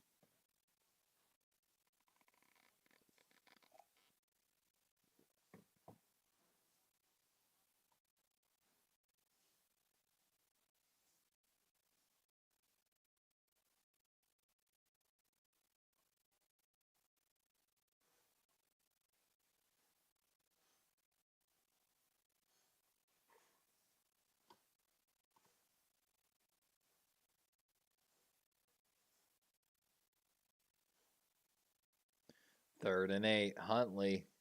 Oh, he's got some pressure running. Got a little room to the edge, but brought down. It's going to be short.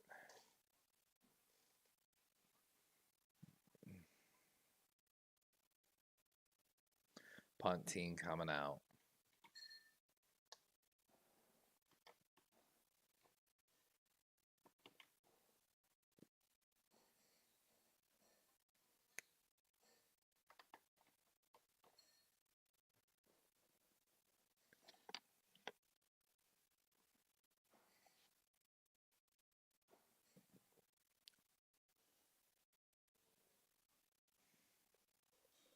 First punt of the night. Fair catch and got it. Heard him yell, fuck.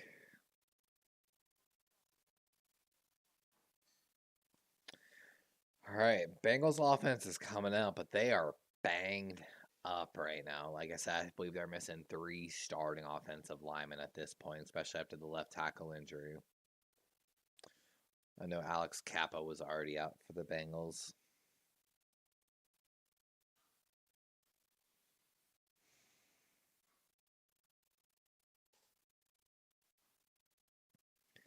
I don't know. Maybe it's just me, guys, but it's hard to be pumped for this game.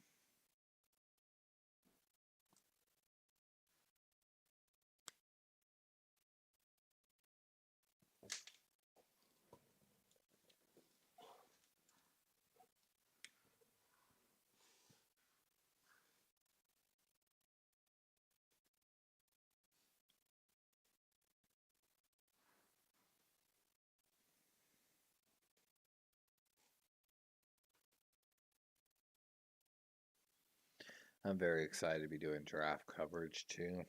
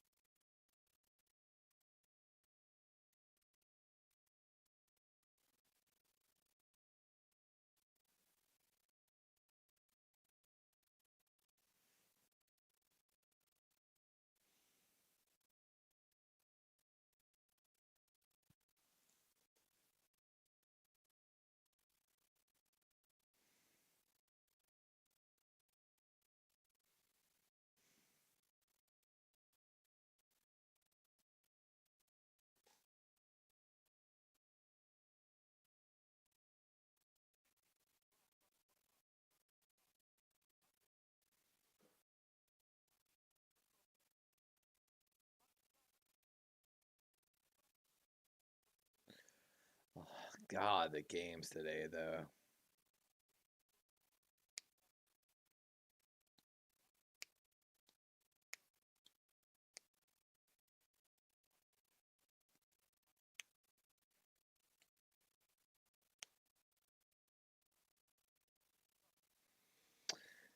All right, here comes Joe Burrow. First drive of the second half.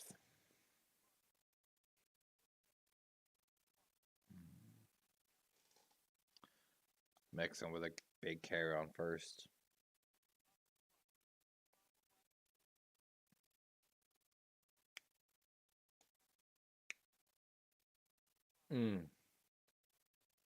That's so rough. They fixed their O line and then it got destroyed again.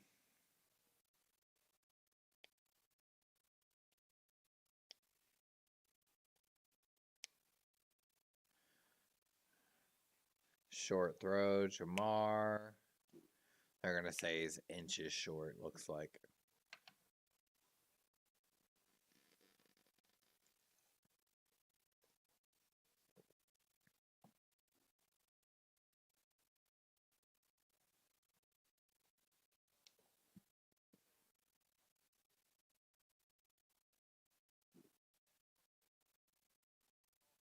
Marlon Humphrey tried to punch that ball out. Good punch attempt by Marlon. 3rd and inches. They're rolling right. Oh, gets away from the pressure and got the first down after a scramble. That's a good move by Burrow.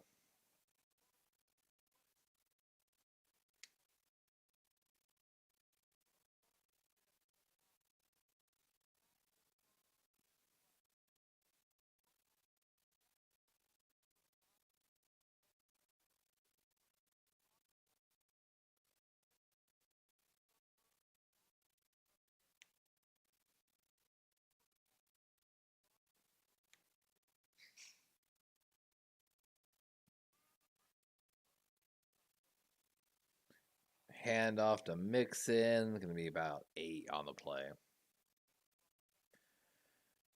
Bengals are driving.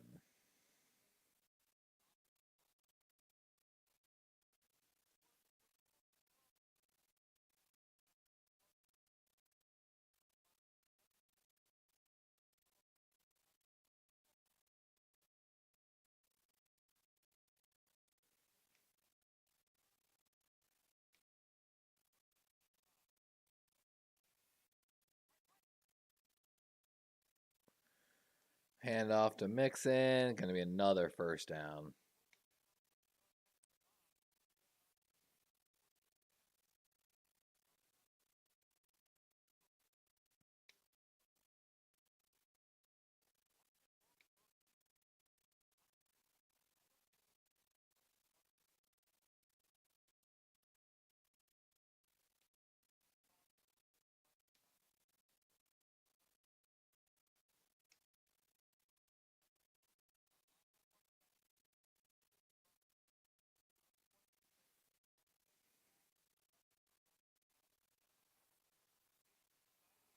Quick throw, and that's going to be a first down for Boyd.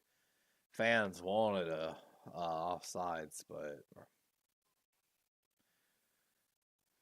that was good predicting the snap.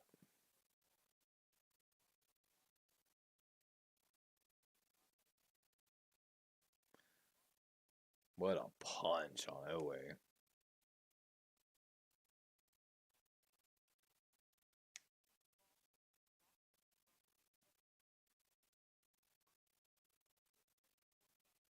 Quick throw to Burrow. Oh, big hit there by Peters.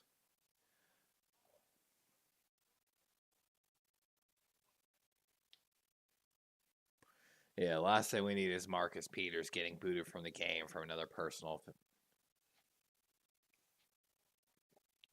Good hit, though. Just right around the hips, like almost. And that's why I don't want to see Marcus Peters to leave. I don't want him to leave. But we got to free up some cap space, too.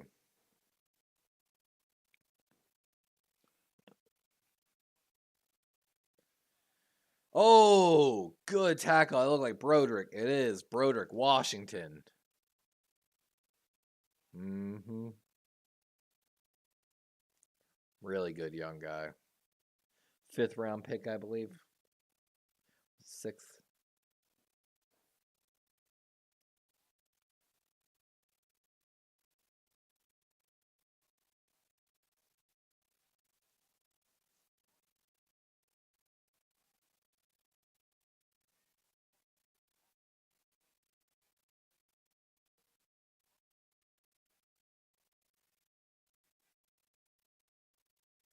We got a flag. Looks like a big false start.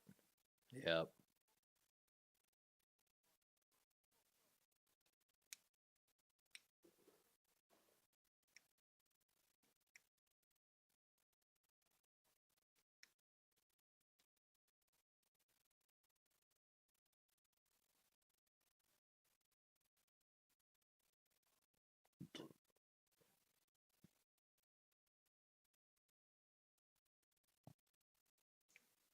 Woo.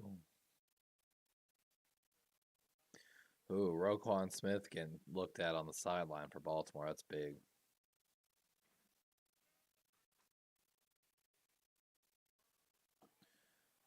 Oh, Jamar Chase is on a corner route on the left side. First down. Ugh.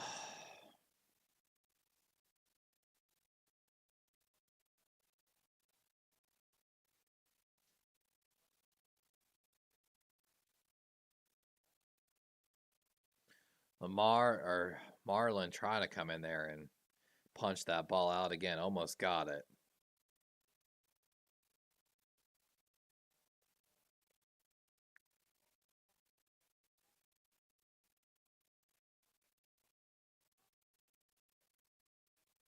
Play action. Burrow looking deep. Got a man. Jamar on Marcus Peters' side on the right side.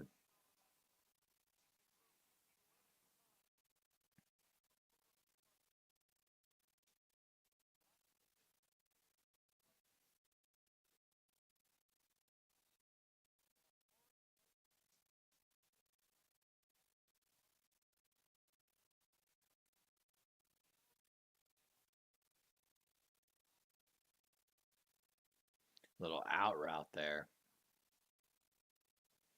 That's all it was.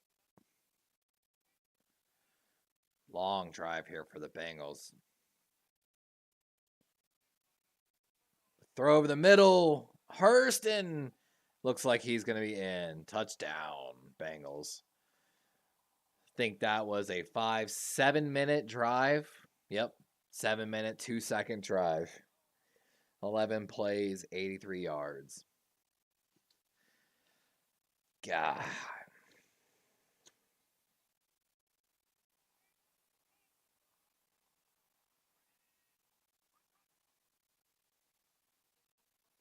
Whoo, what a dart, though.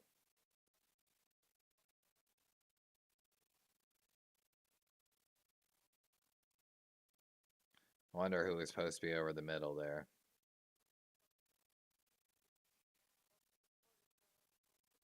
Yeah, he's in. Oh, wait. Oh, yeah, he is going to be about a half a yard, maybe not even, maybe like quarter yard short. All right, so it's going to be first and goal.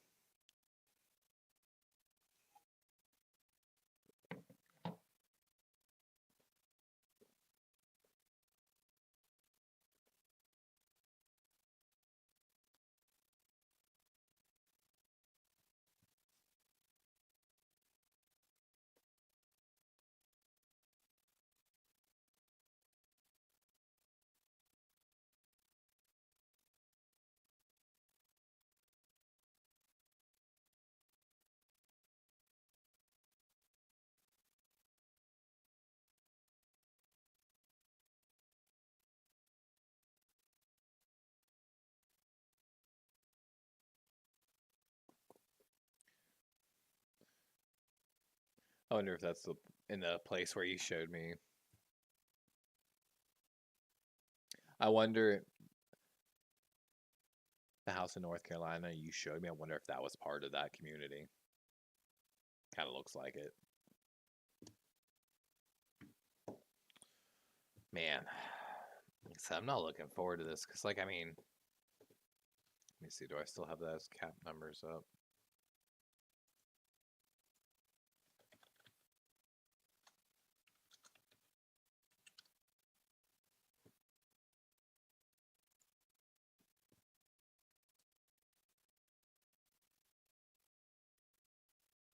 Okay, this one has their estimated cap space at 40 million.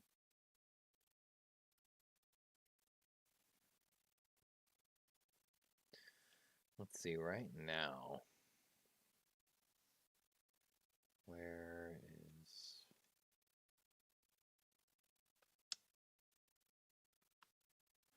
Yeah, let's see. I love their calculated market value for Lamar Jackson is 40.8 million. I think that's about right. I would pay Lamar Jackson 48.8 million.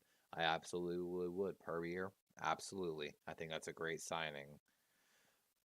Roquan Smith got about 2 million over average. And again, if Lamar Jackson wants 42 million per year average, again, I'm cool with that. That's fine. I take that. Marcus Peters looking at 9.9 million. That's where it gets hard to keep him.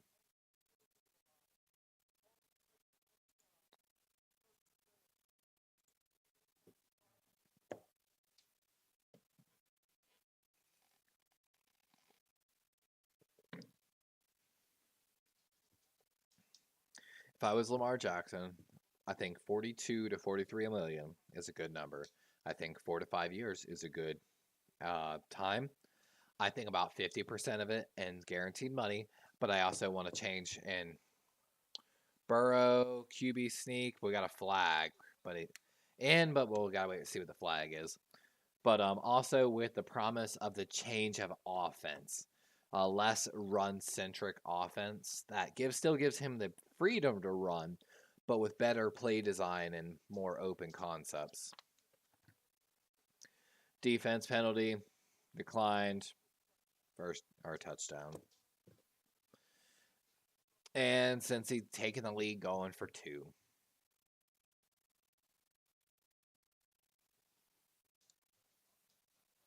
I know. What y'all think Lamar's worth? 40, 42, 43, 45, 50?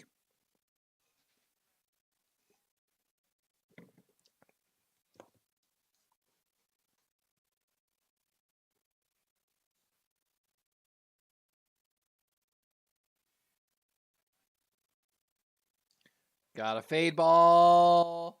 We might, yep, pass interference, yep. I was about to say, we might see pass interference there. Barely, but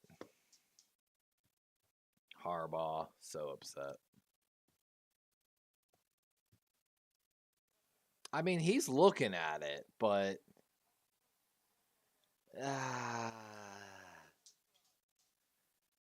I don't know on that. That's 50-50, man. Marcus is trying to look back at the ball. They're both looking and hand fighting a little bit, like that's a touchy penalty. Like,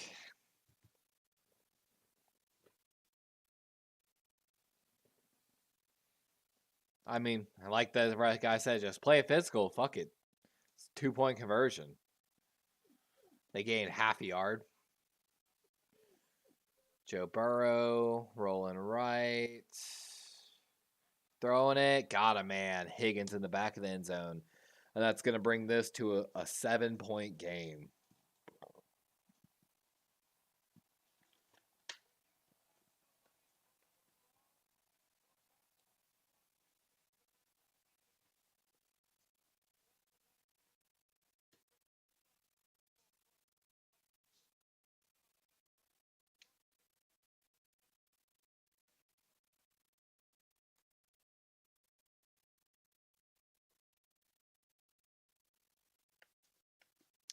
It's just one of those ones. Prior to Rashad Bateman, Devin Duvernay injuries, I think we had a decently talented wide receiver core. Um, Now I think we made bad roster decisions in the training camp. I think we made bad free agent signings.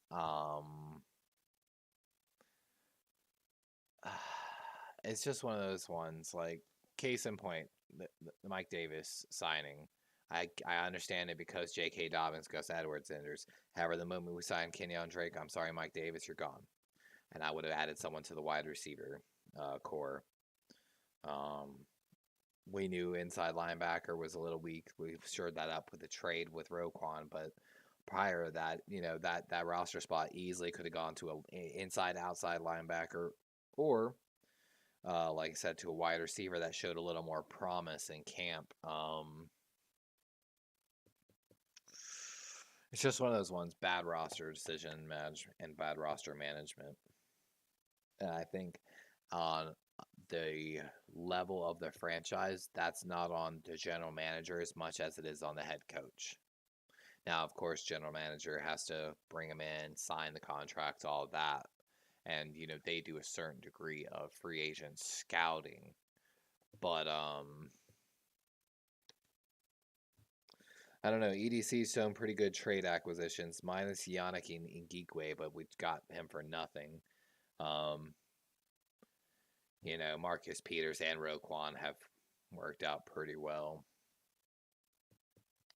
It's just one of those ones. I feel like they brought in good guys, and I feel like John Harbaugh kept letting them go. A great example of that, yes, Darren Waller had issues while he was here in Baltimore, but he's still one of the best tight ends, and he's out in Oakland. I don't approve of how Harbaugh manages the roster half the time. And I think that's where we've really started to struggle. Rasheed Mozart starts for other teams. He was brought in and couldn't break the roster in our team. Showed promise. We wanted to keep him on the practice squad, but that's all he was to us. Well, I agreed he could have been like second or third string, but I don't know. It's just Harbaugh likes certain veterans too. Justice Hill doesn't get even back to the 20. The Demarcus Robinson. Yes, Demarcus Robinson's shown some glimpses here and there, but most of it's been on screen plays and in the preseason, double moves on young, unexperienced DBs.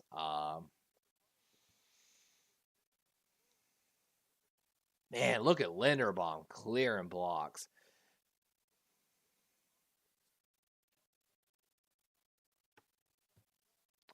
And anyone that hates and says the Marquise Brown trade, look at Devin Duvernay plays just as well, trust me. Huntley getting pressured. Get Dobbins. Good move by Dobbins. Dobbins! Ooh, what a big play by Dobbins.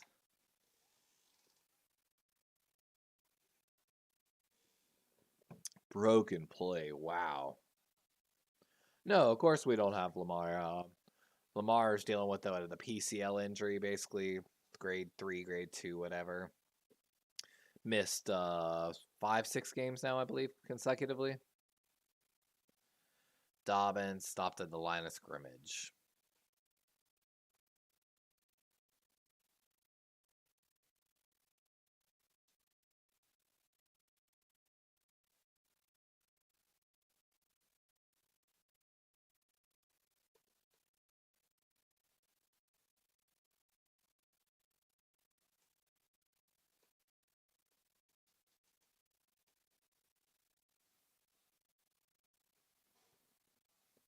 Love me some J.K. Dobbins.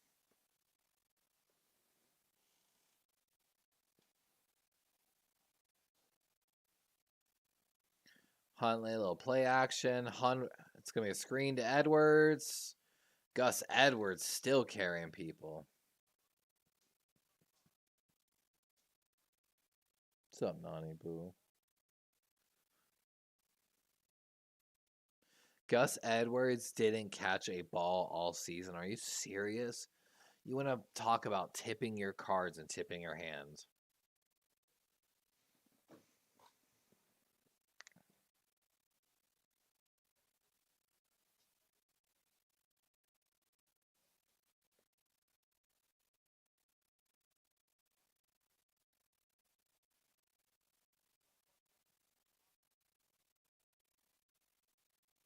Gus Edwards, no gain on the play.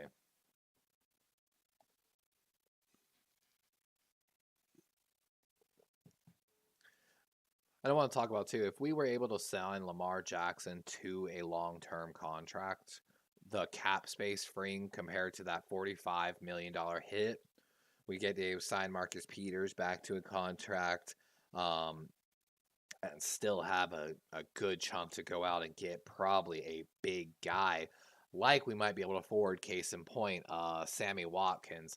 I don't know if we can afford him trade-wise. Oh, Huntley going deep. Got a man to Marcus. Blown coverage. Wow.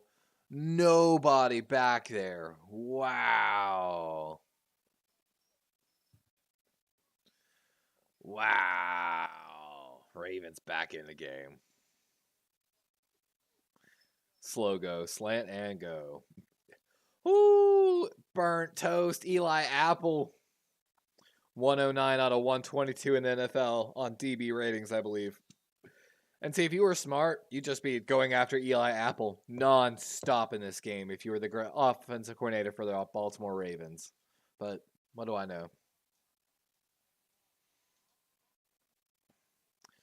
And Baltimore back in this game, 17-17 after this. Yep, PAT by Tucker. Got him. Get that. What's up, Nani? My dog's just giving me puppy dog eyes. Let's go.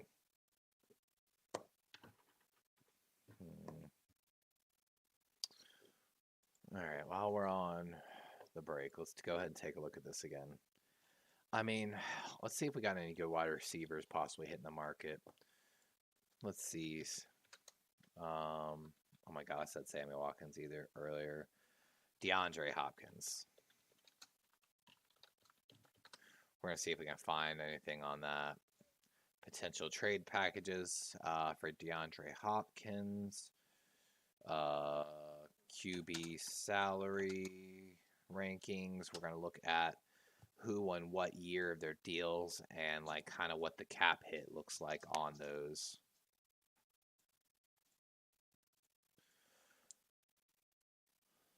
So let's see.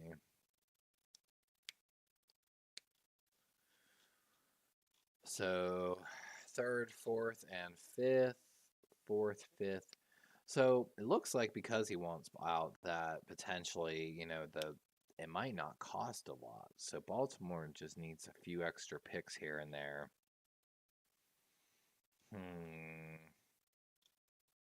I don't want to see Patrick Queen go. Let me be the first one to say that right now. Like, I really do not want to see him to go. But with us paying Roquan, are we going to be able to really keep Patrick Queen? Now, we have him on his last year of his deal, which is perfect because, we get to keep him for one more year there. However, if Baltimore was able to flip him for like a first-round pick, or, second and some extra picks, and basically able to use those picks to flip it into a trade for DeAndre Hopkins without really losing too much draft capital, and basically take a few, like 2 or 3 shots at inside linebacker in the draft.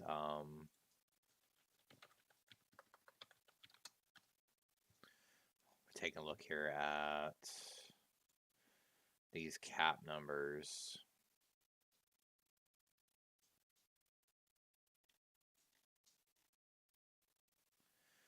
might have more cap space too with the Roquan extension, technically.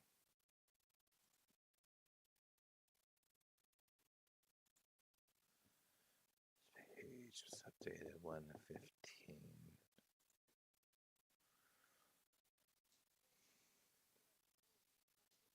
And again, I don't really want it, but Patrick Queen 2023 is a $3 million hit. So that's again adding to that cap space that we could potentially use.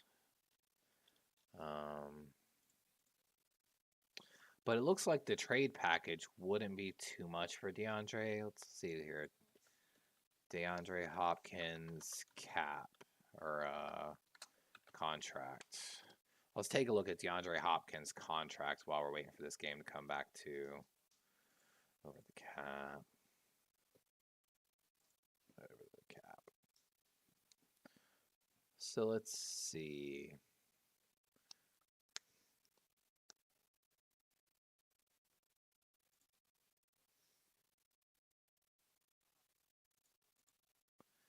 Joe Burrow coming out, pump fake, short pass to Mixon, short gain.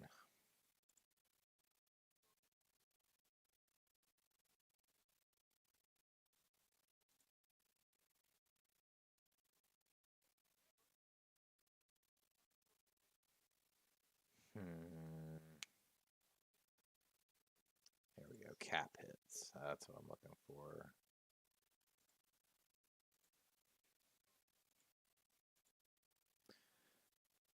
Ooh, good hit right there. Roquan.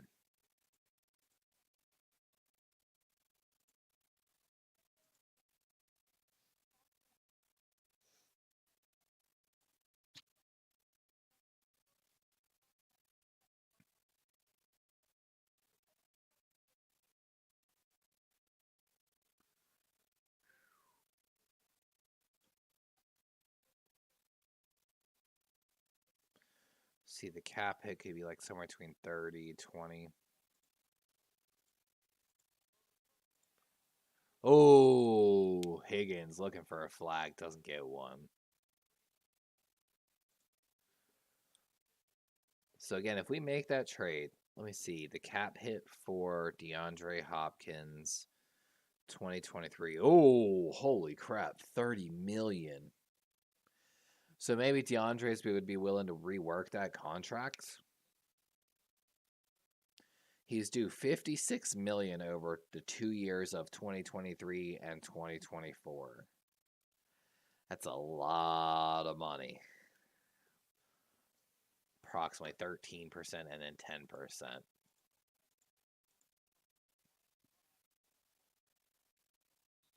But of course, if can you Lamar Jackson with DeAndre Hopkins, Rashad Bateman, and Devin Duvernay, then draft some again. Draft some good young people behind them. Ooh, that'd be dirty. Because I don't think there's any wide receivers hitting the free agency market. You got Jacoby Myers of the Patriots, rated number 4 on the free agency list. I mean, I kind of like Jacoby, but I don't like his speed. Not the guy we're really looking for to pay, you know what I'm saying? After that, man, I'm still looking down this top 50 and I'm not seeing any wide receivers. Juju, but that's I feel like Juju's more of a good slot guy than anything. Of course, I wouldn't mind having Juju, but we tried to bring him to Baltimore and he didn't come.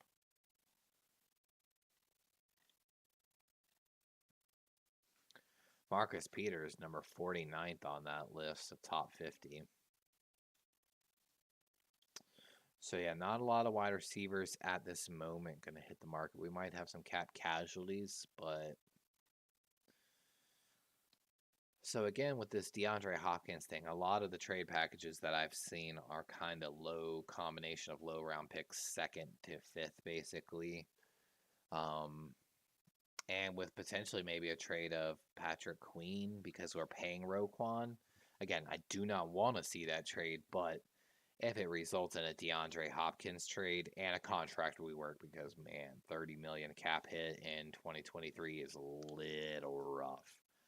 At least though, the one good thing is, so if Lamar signed, for instance, a long-term contract, 2023 is not going to be his big cap hit. So while DeAndre's hits high in 2023, it drops 4 million in 2024.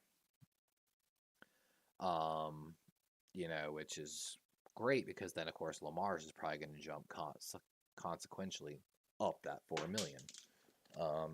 Which at that point, hopefully, then we would give DeAndre another probably 3-year deal, depending on his play. And again, with that extra cap space we could get in, especially if we get a rework, we might be able to afford to keep Ben Powers and Marcus Peters, and potentially still go get a high free agent, which we'll go over that. Gus Edwards coming out here, good run. Gonna be first down, looks like. We'll go back to that free agency here after the drive by the Ravens.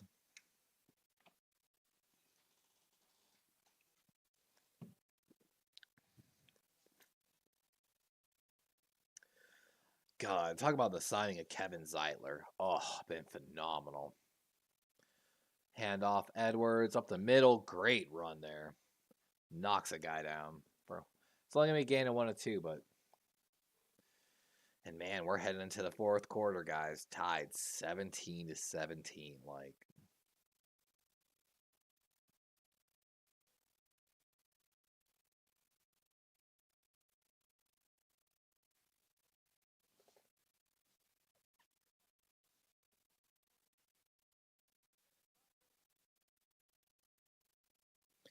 I just wish I knew how much money Lamar really wanted in his deal, basically. Like, I don't know if I 100% believe the ESPN leak, 5-year 250.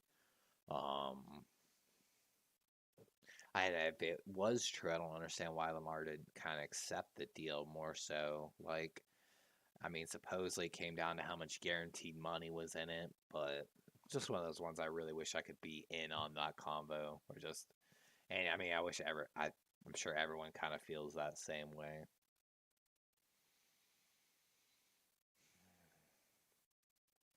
I wish we could find Lamar a better offensive coordinator, but I know it's going to sound bad. As long as John Harbaugh is there, it's not going to happen. It really kills me to say that, but I think if we were able to get rid of John Harbaugh and bring in a great offensive coordinator, basically bringing in a very offensive-minded head coach, like we kind of talked about in my other video, I think Lamar Jackson would flourish with the Ravens. And like I said, if we could make a trade, bring in someone like DeAndre Hopkins into Baltimore as well, Lamar would be cooking in Baltimore, let's say that.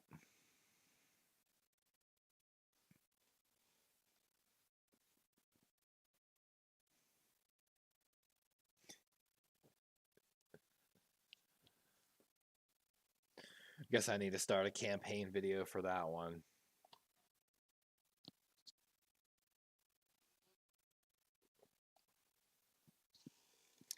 I mean, even if you didn't do the Patrick Queen trade, with supplementary picks, it really depends on who walks for the Baltimore Ravens. If Ben Powers ends up signing, if Marcus Peters ends up leaving, a few other smaller players potentially, but.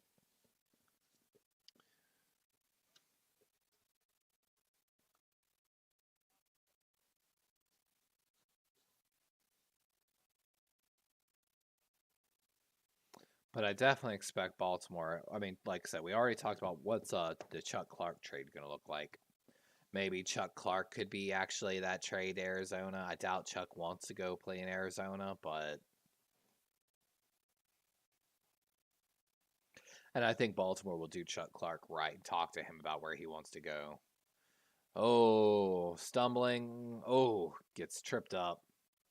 A little bit of a bad handle on the snap.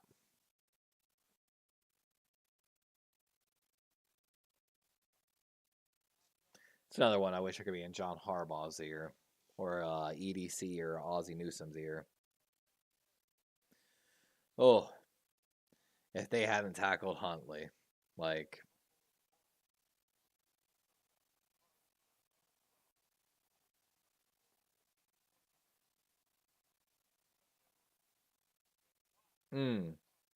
Gus Edwards with a good run.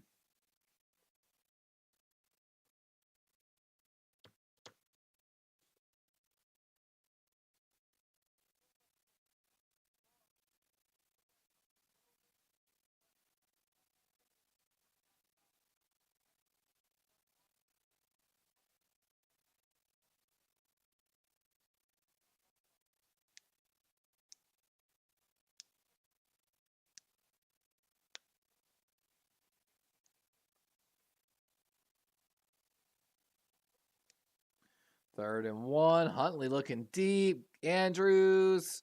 He got it. Ooh, that was close. Uh-oh. Ravens hurt, though. Oh, no, that's an offensive lineman. It looks like Morgan Moses. Ooh, that was close. What a catch.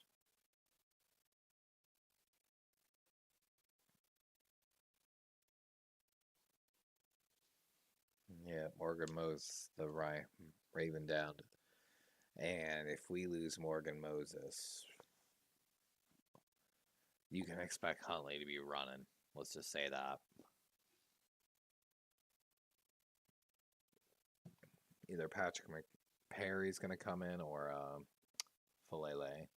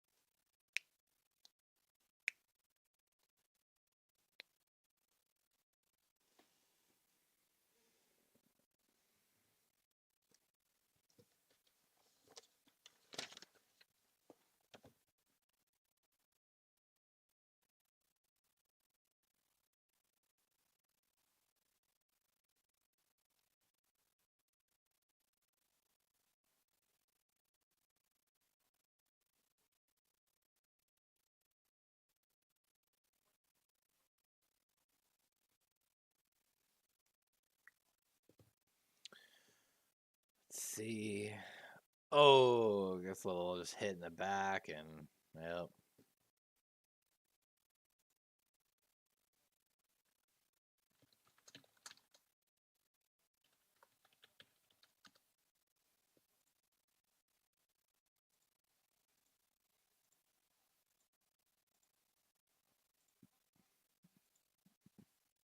Tyler Huntley got some room.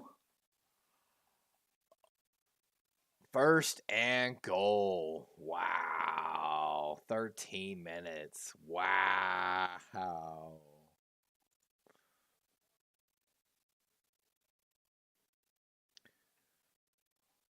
By the way, guys, big update here. The last day to declare for the 2023 NFL Draft is Monday, January 16th. Just saying. Just saying.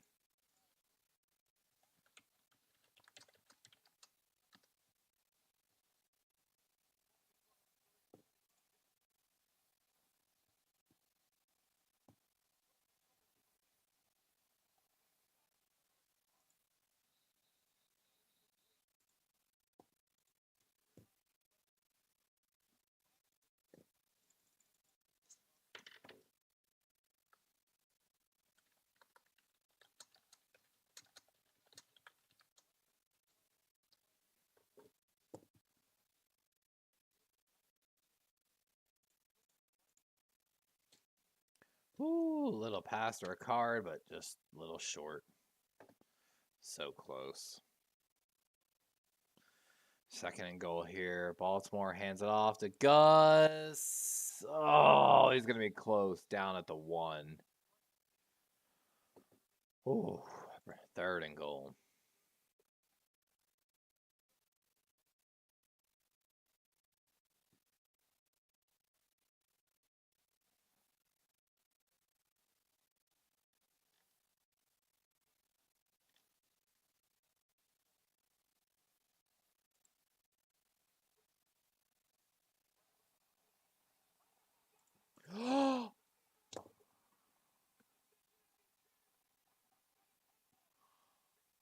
That's a fumble.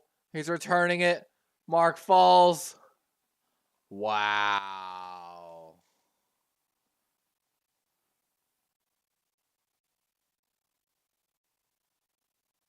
Yeah, that's about what I expected out of this game.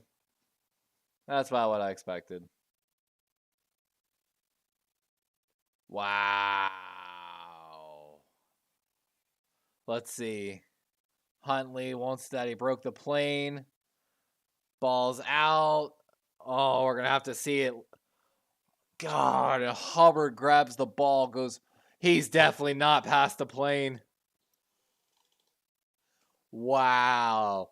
Jumps, knocks the ball out. Sam Hubbard runs it all the way back, basically 99 yards. 99-yard fumble return for a touchdown for the Bengals with like 12 minutes in the fourth, guys.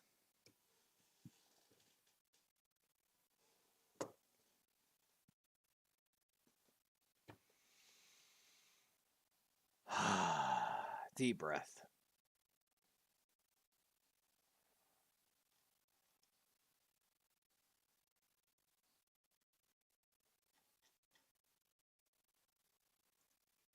Just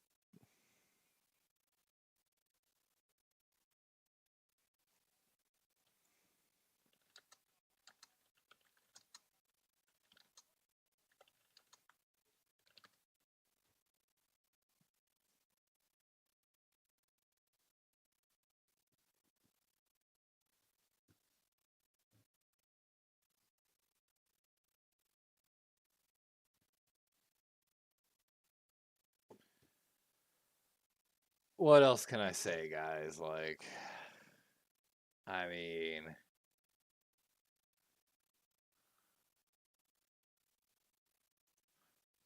Harbaugh head shake. Harbaugh knowing his season might be over. Greg Roman's definitely is.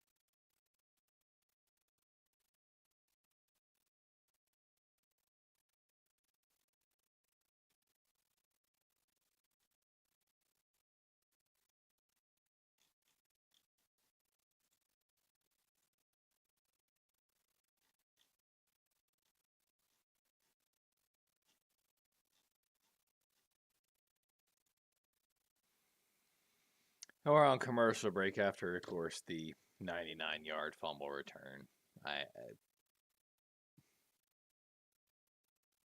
That's about how our season's gone. And we've talked about what we want to kind of do next year, like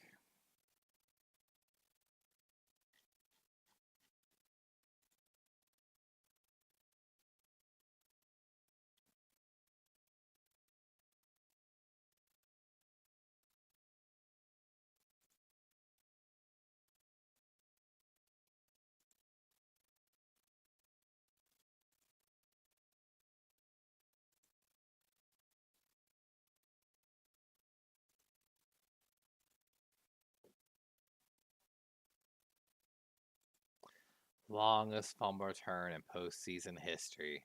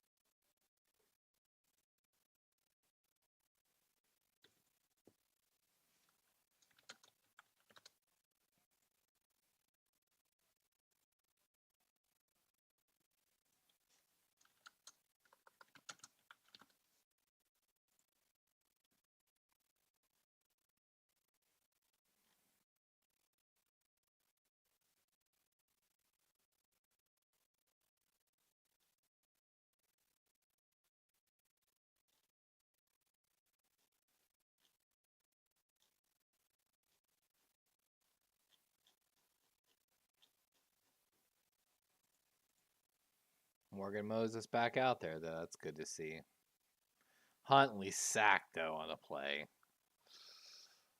Ugh.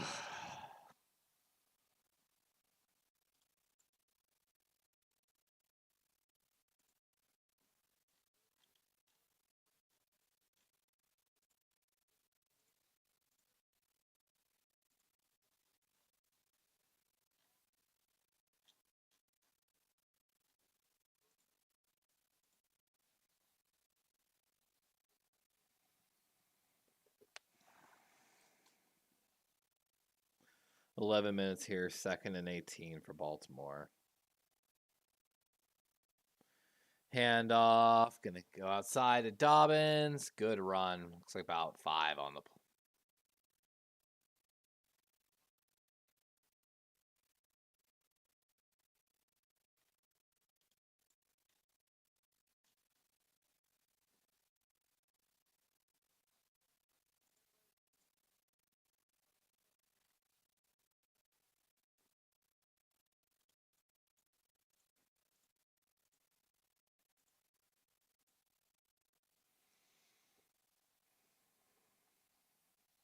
Third and 9. Empty set for the Baltimore.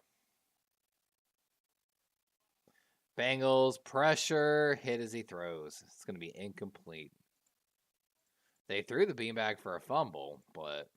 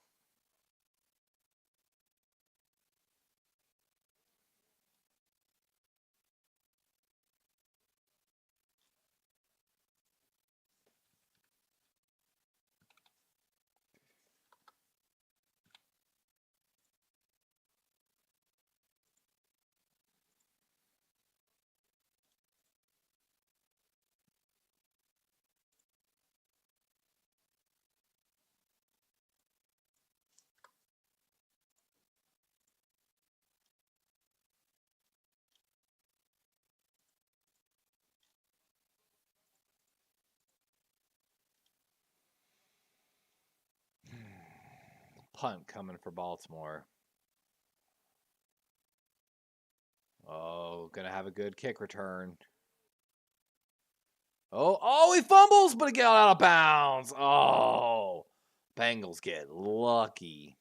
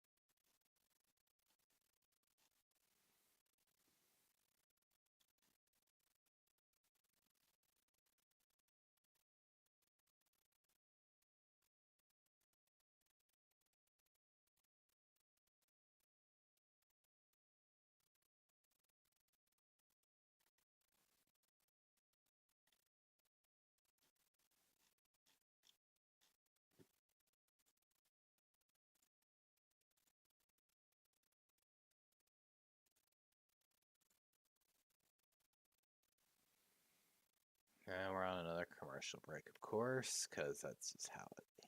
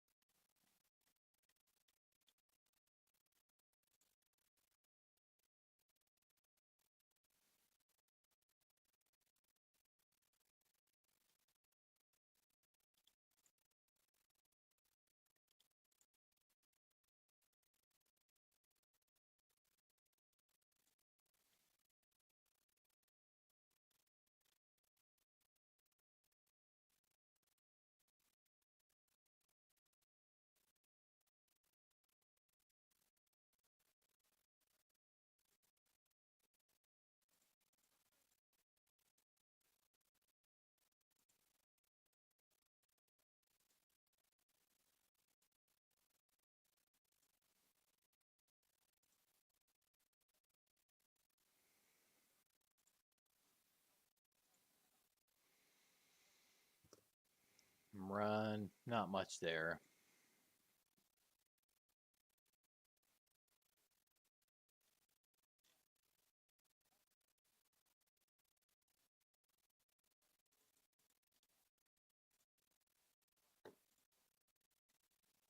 Second and 8.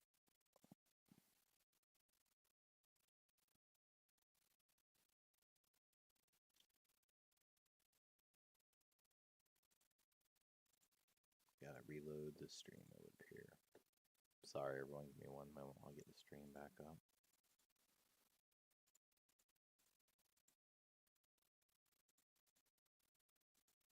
And again, we're here. We expected the Ravens to lose, but can't really say if I'm a true fan if I'm the one here.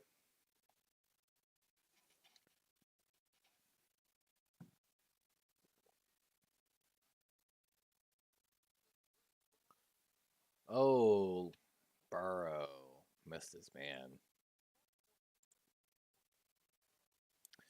And another 3 and out. Game's not over.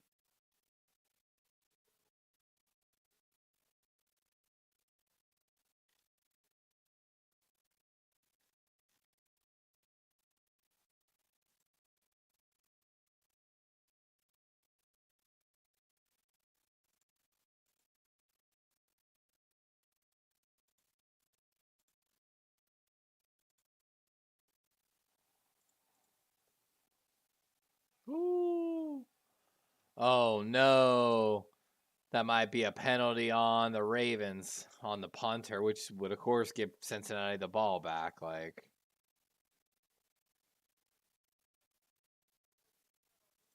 yeah, roughing the kicker.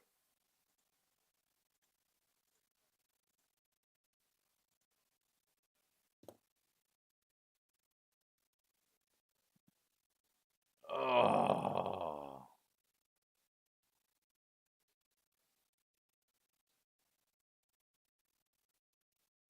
close one, but I don't think he got a hand on it. Let's take a look. Ugh, it doesn't look like it. If he gets a hand on it, it's not a foul.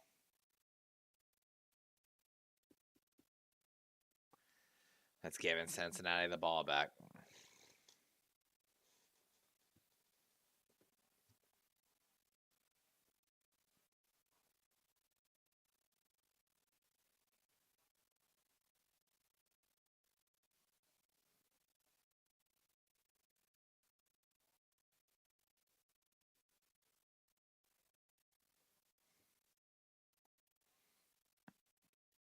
Oh, man. Like the announcer saying, Ravens need a big defensive play here.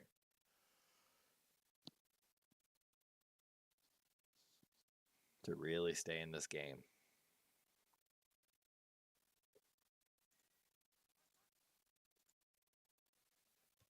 Burrow got Mixon. Oh, Mixon drops it. Had Mixon short. Third down coming.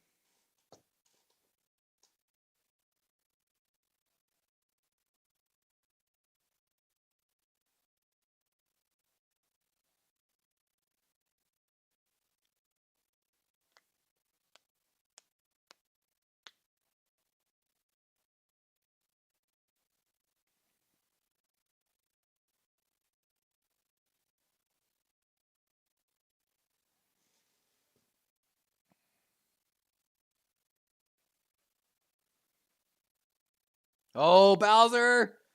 They got him. Odafe and Bowser there for the sack. Whew.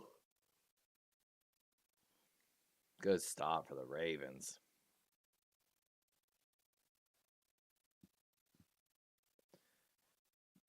Oh, yep.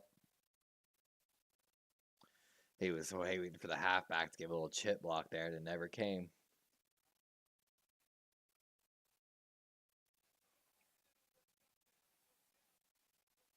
Goes down, but no flag this time.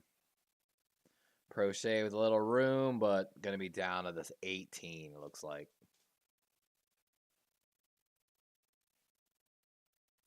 Bengals fans are booing a little bit, wanting another flag.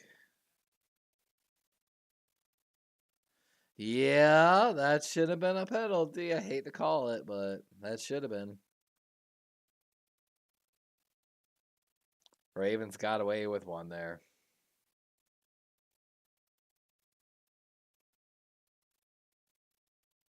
They better be careful or they're going to do it to Tucker out of spite.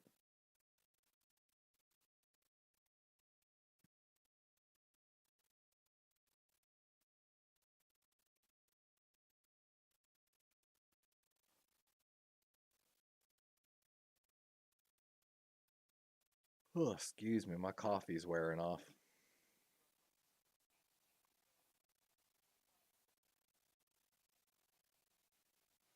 Tyler Huntley hasn't played a bad game, though, that's for sure.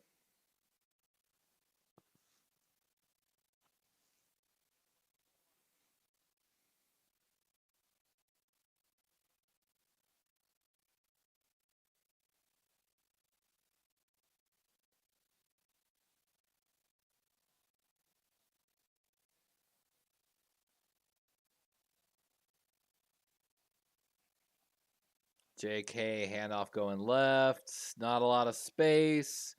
Out of the line of scrimmage.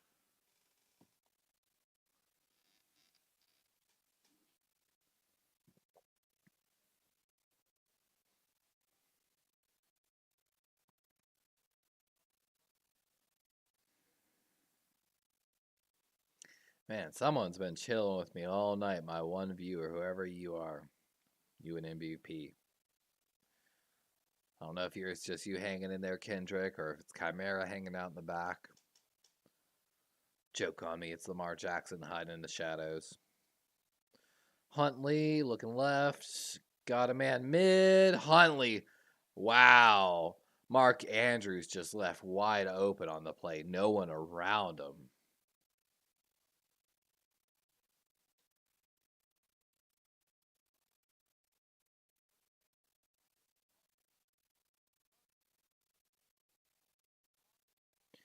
Yeah.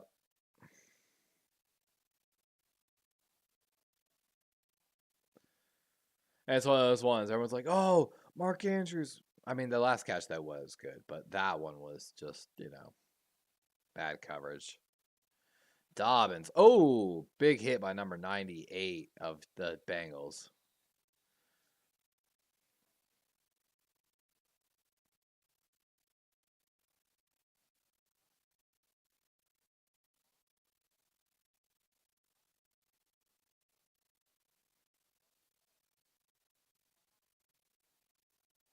Yeah. Oh, Linderbaum actually took him for a ride there.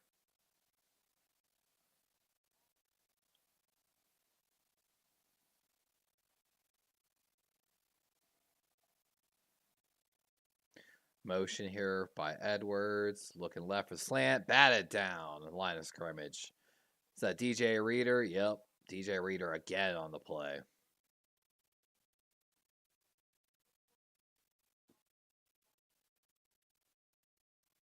Tutored by Vince Wilfork and J.J. Watt.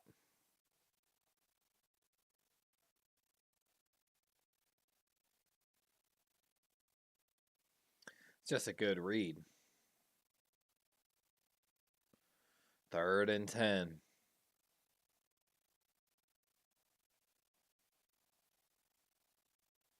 Empty set for Baltimore. Huntley pressured, and he's sacked. Number 92, B.J. Hill of the Bengals. Oof. It's going to bring up like 4th and like 17 probably, 15. Punt team coming out for the Ravens. Patrick Queen getting off the bench and getting ready.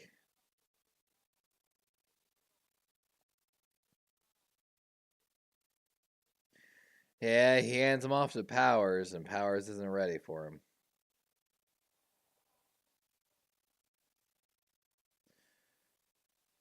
Good kick. Got a little bit of room. Great coverage by Geno Stone on the play.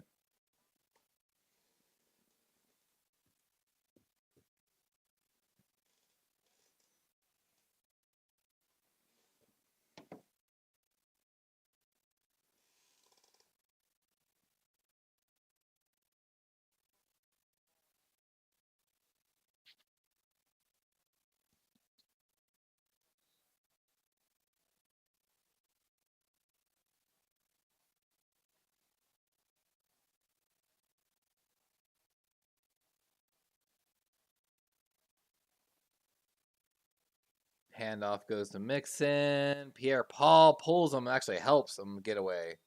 But there's a flag on the play. Going to be holding on the offense.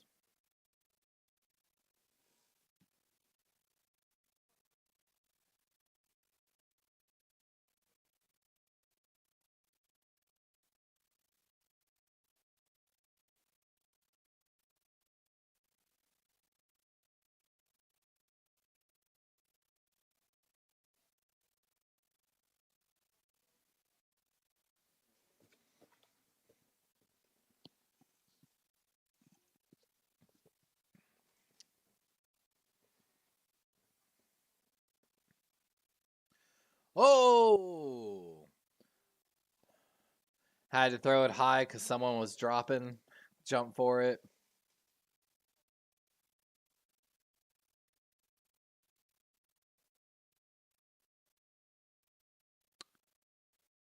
That's Odafe, yep.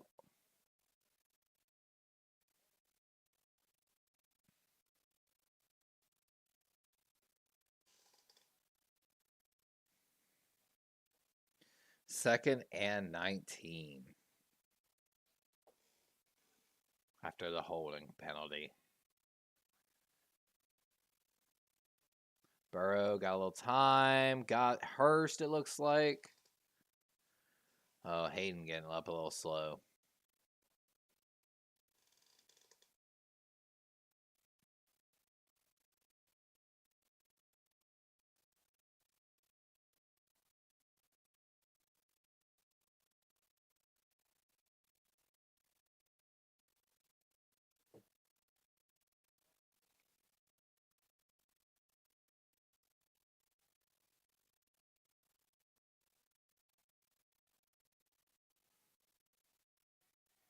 Third and 10. Can. You can hear Burrow making an adjustment.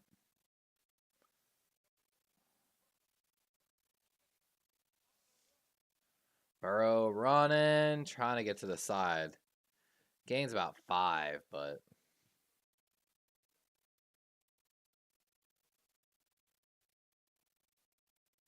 Baltimore taking a timeout. Save that extra time on the clock. A little too early, but I get it.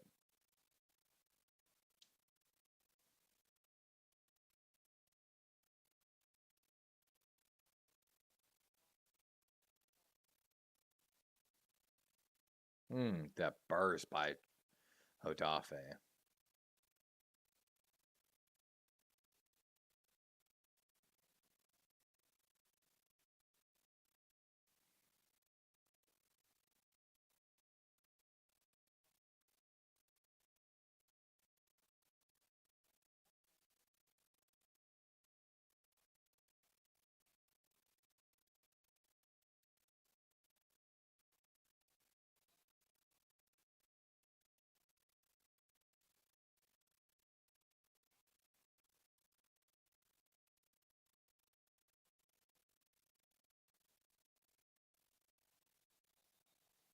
We got a flag. False start. Offense. Rough one for Bengals. Dax Hill, the rookie safety from Michigan.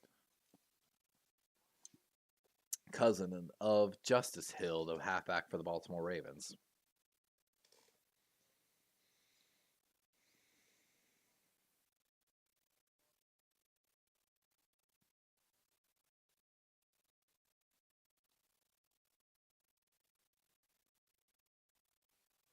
Got another flag. Prochet got a little return. It's the flag, though, way back in.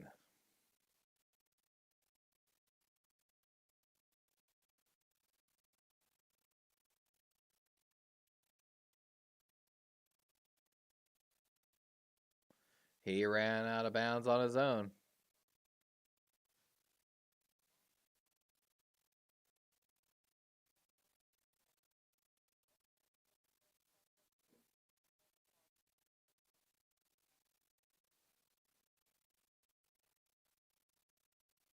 Oof. Young rookie making some mistakes. I mean, they definitely are punting, but they're having a little bit of trouble with their punting team. Baltimore's got a chance to tie this game up.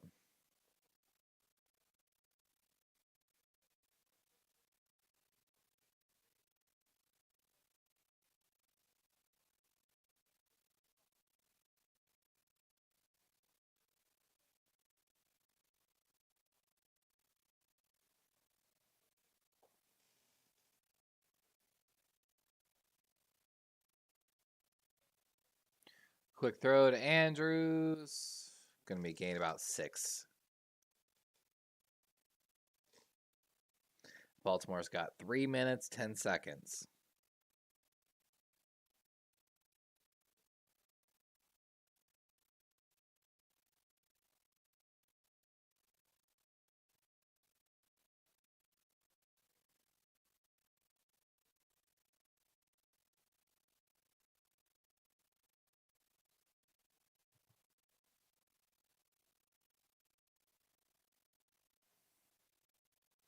Huntley with a run to the right and going to get down.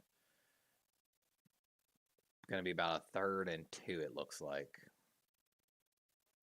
Yep.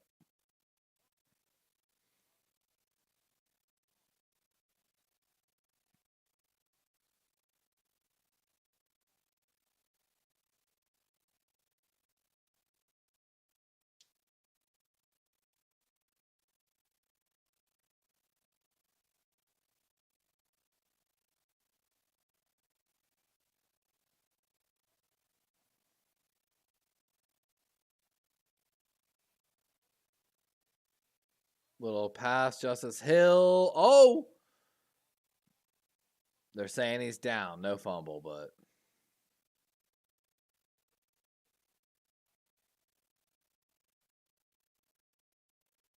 Say it's a first down. Yep, down. That's short, though.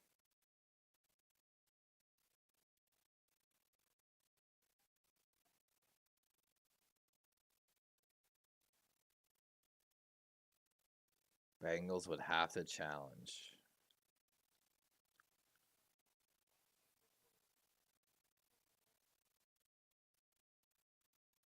Two-minute warning.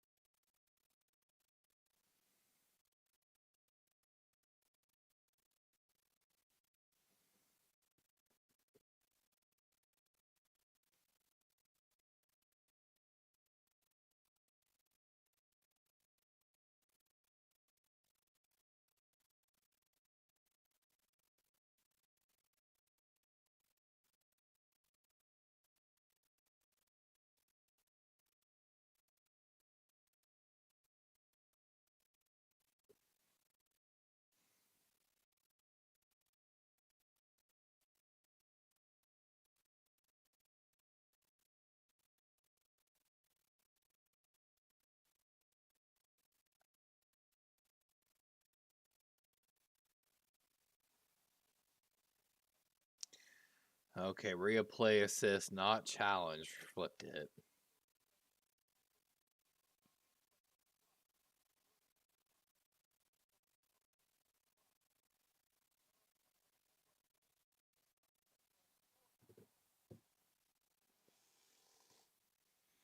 So 4th and inches for Baltimore. It's unfortunate for Baltimore play calling. Having used the first play of the 2-minute warning basically to establish a first down. I mean, basically, I would say QB sneak and immediately into the next play. Like, get your first down.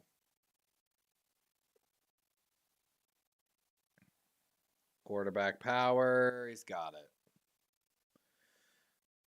Now, let's see if we no huddle. No huddle. Want to see a little more urgency here from Baltimore's offense.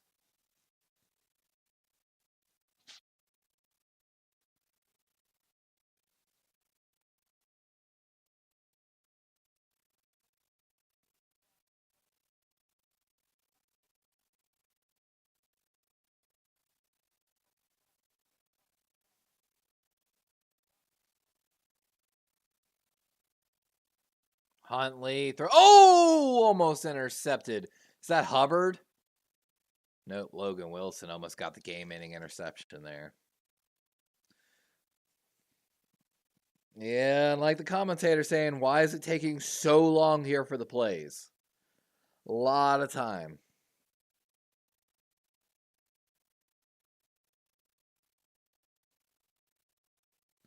Look at Andrews giving up on that ball.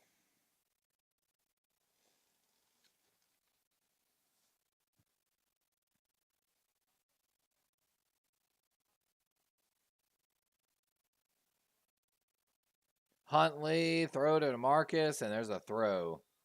Flag down on the play. What's the flag? Going to be on Sensei, probably.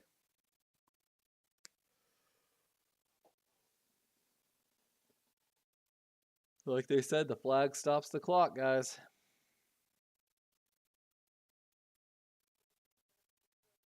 Yep, hands to the face.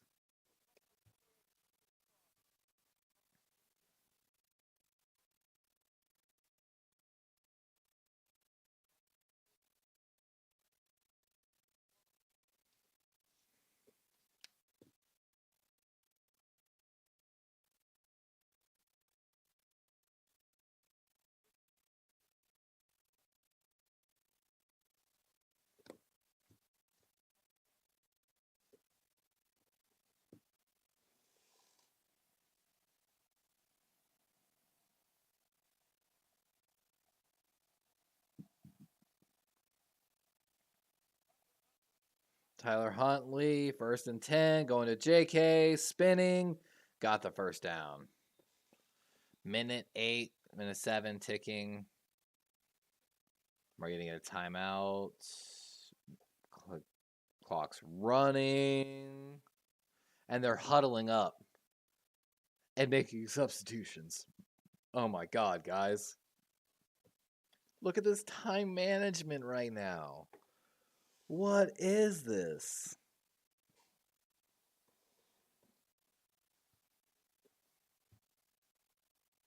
Yeah. Like they're saying, you're letting time run away. Huntley over the middle. Oh, almost intercepted. Oh.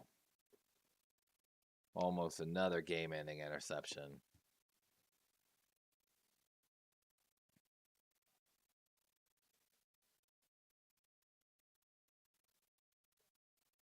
Yeah, linebacker watching Andrews coming over the middle. Oh.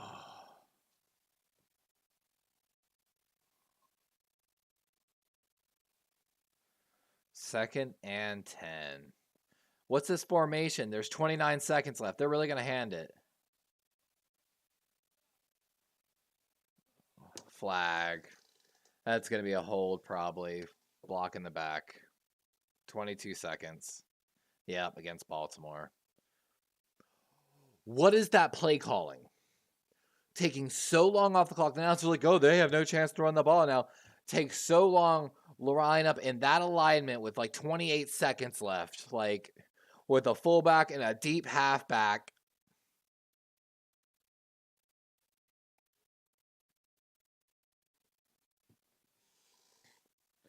Fire Harbaugh, fire Roman. Because Harbaugh is responsible for Roman. 2nd and 20. And like the announcer saying, wouldn't you love to have that time back on the clock? Get out of here with this. Fire these guys.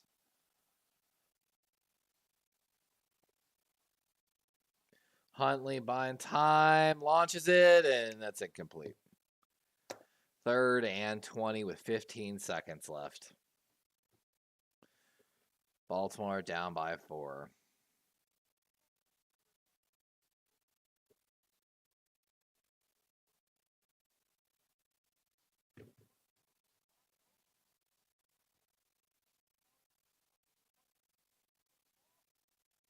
Yeah, that was a bad move by Mark Andrews.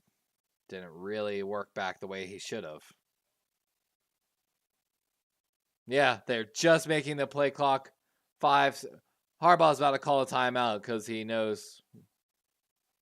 The fact that Harbaugh had to use a timeout there right there with a dead play clock or dead, like, you know, the game clock wasn't moving. He called a timeout because we got our play call in too late. I want you to take note here of the heavy blinking of my eyes.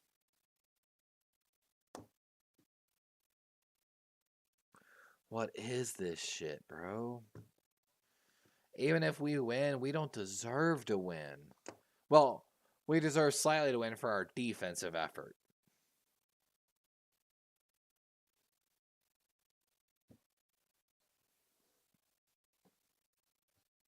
Fire Greg Graham. I feel like he's trying to sabotage us. Like, joking, of course. Like, no professional would do that. But 3rd and 20, 15 seconds left. Baltimore needs a miracle. Empty backfield. Cincy getting some pressure with 4. Huntley running.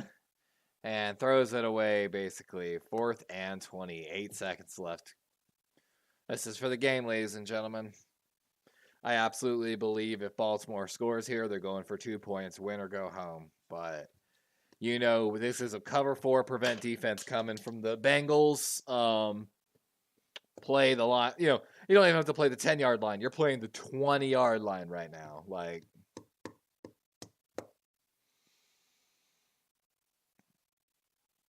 Baltimore taking a timeout. I'm so confused. Why does it say they have 2 timeouts? I don't know. And like the announcers keep saying, a lot of wasted time on this drive. A lot of wasted time on this drive. Like,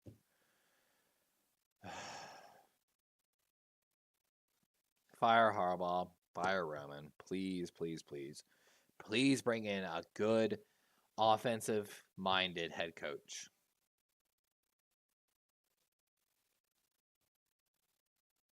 Marcus Peters looking, he feels he knows this season's over probably, but frustrating to waste all that defensive talent we had this year.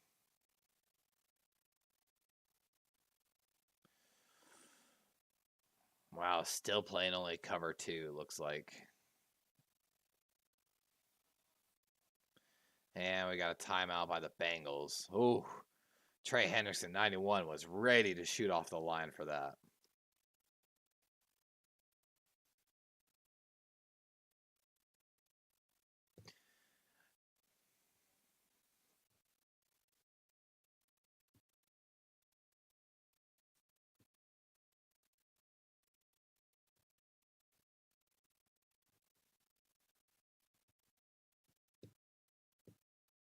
Huntley had that bad pass early, but ever since then, he hasn't played terrible, honestly. Like, he's had a couple bad throws short, that's for sure.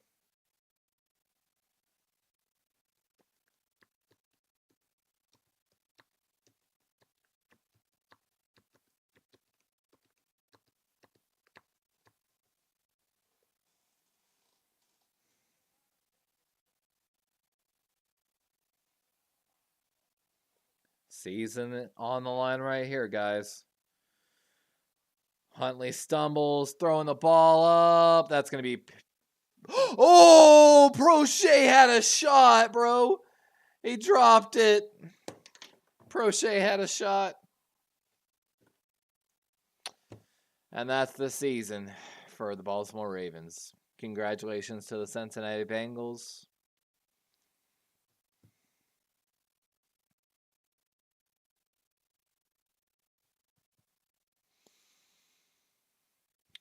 I'm not too surprised. I came into the game knowing that this was more than likely the outcome. But like I said, that's the end of the Baltimore Ravens season. Congratulations, Cincinnati Bengals. With that, for my Ravens, you know, of course, we're not going to have Sunday coverage anymore, but we're going to be trying to shift a little bit more towards free agency and a lot of draft coverage because I already did my research. The deadline for declaring for the 2023 NFL draft is going to be tomorrow. So we'll know tomorrow who officially is going to be part of the draft. And with that, we're going to start laying out our coverage of all the positions. I'm looking to hopefully do kind of almost like one a day. Because there's usually about 256, so I might have to step that up and do like a few. I'm gonna figure out how much, what I gotta do, but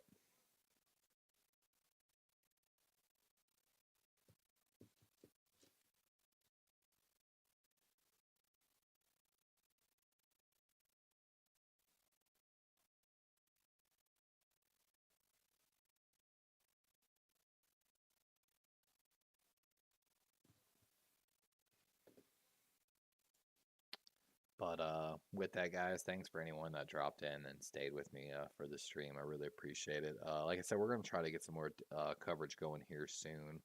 I have 3 videos that I've been waiting to put up, but my GPU is having a little bit of hard time stitching the videos together.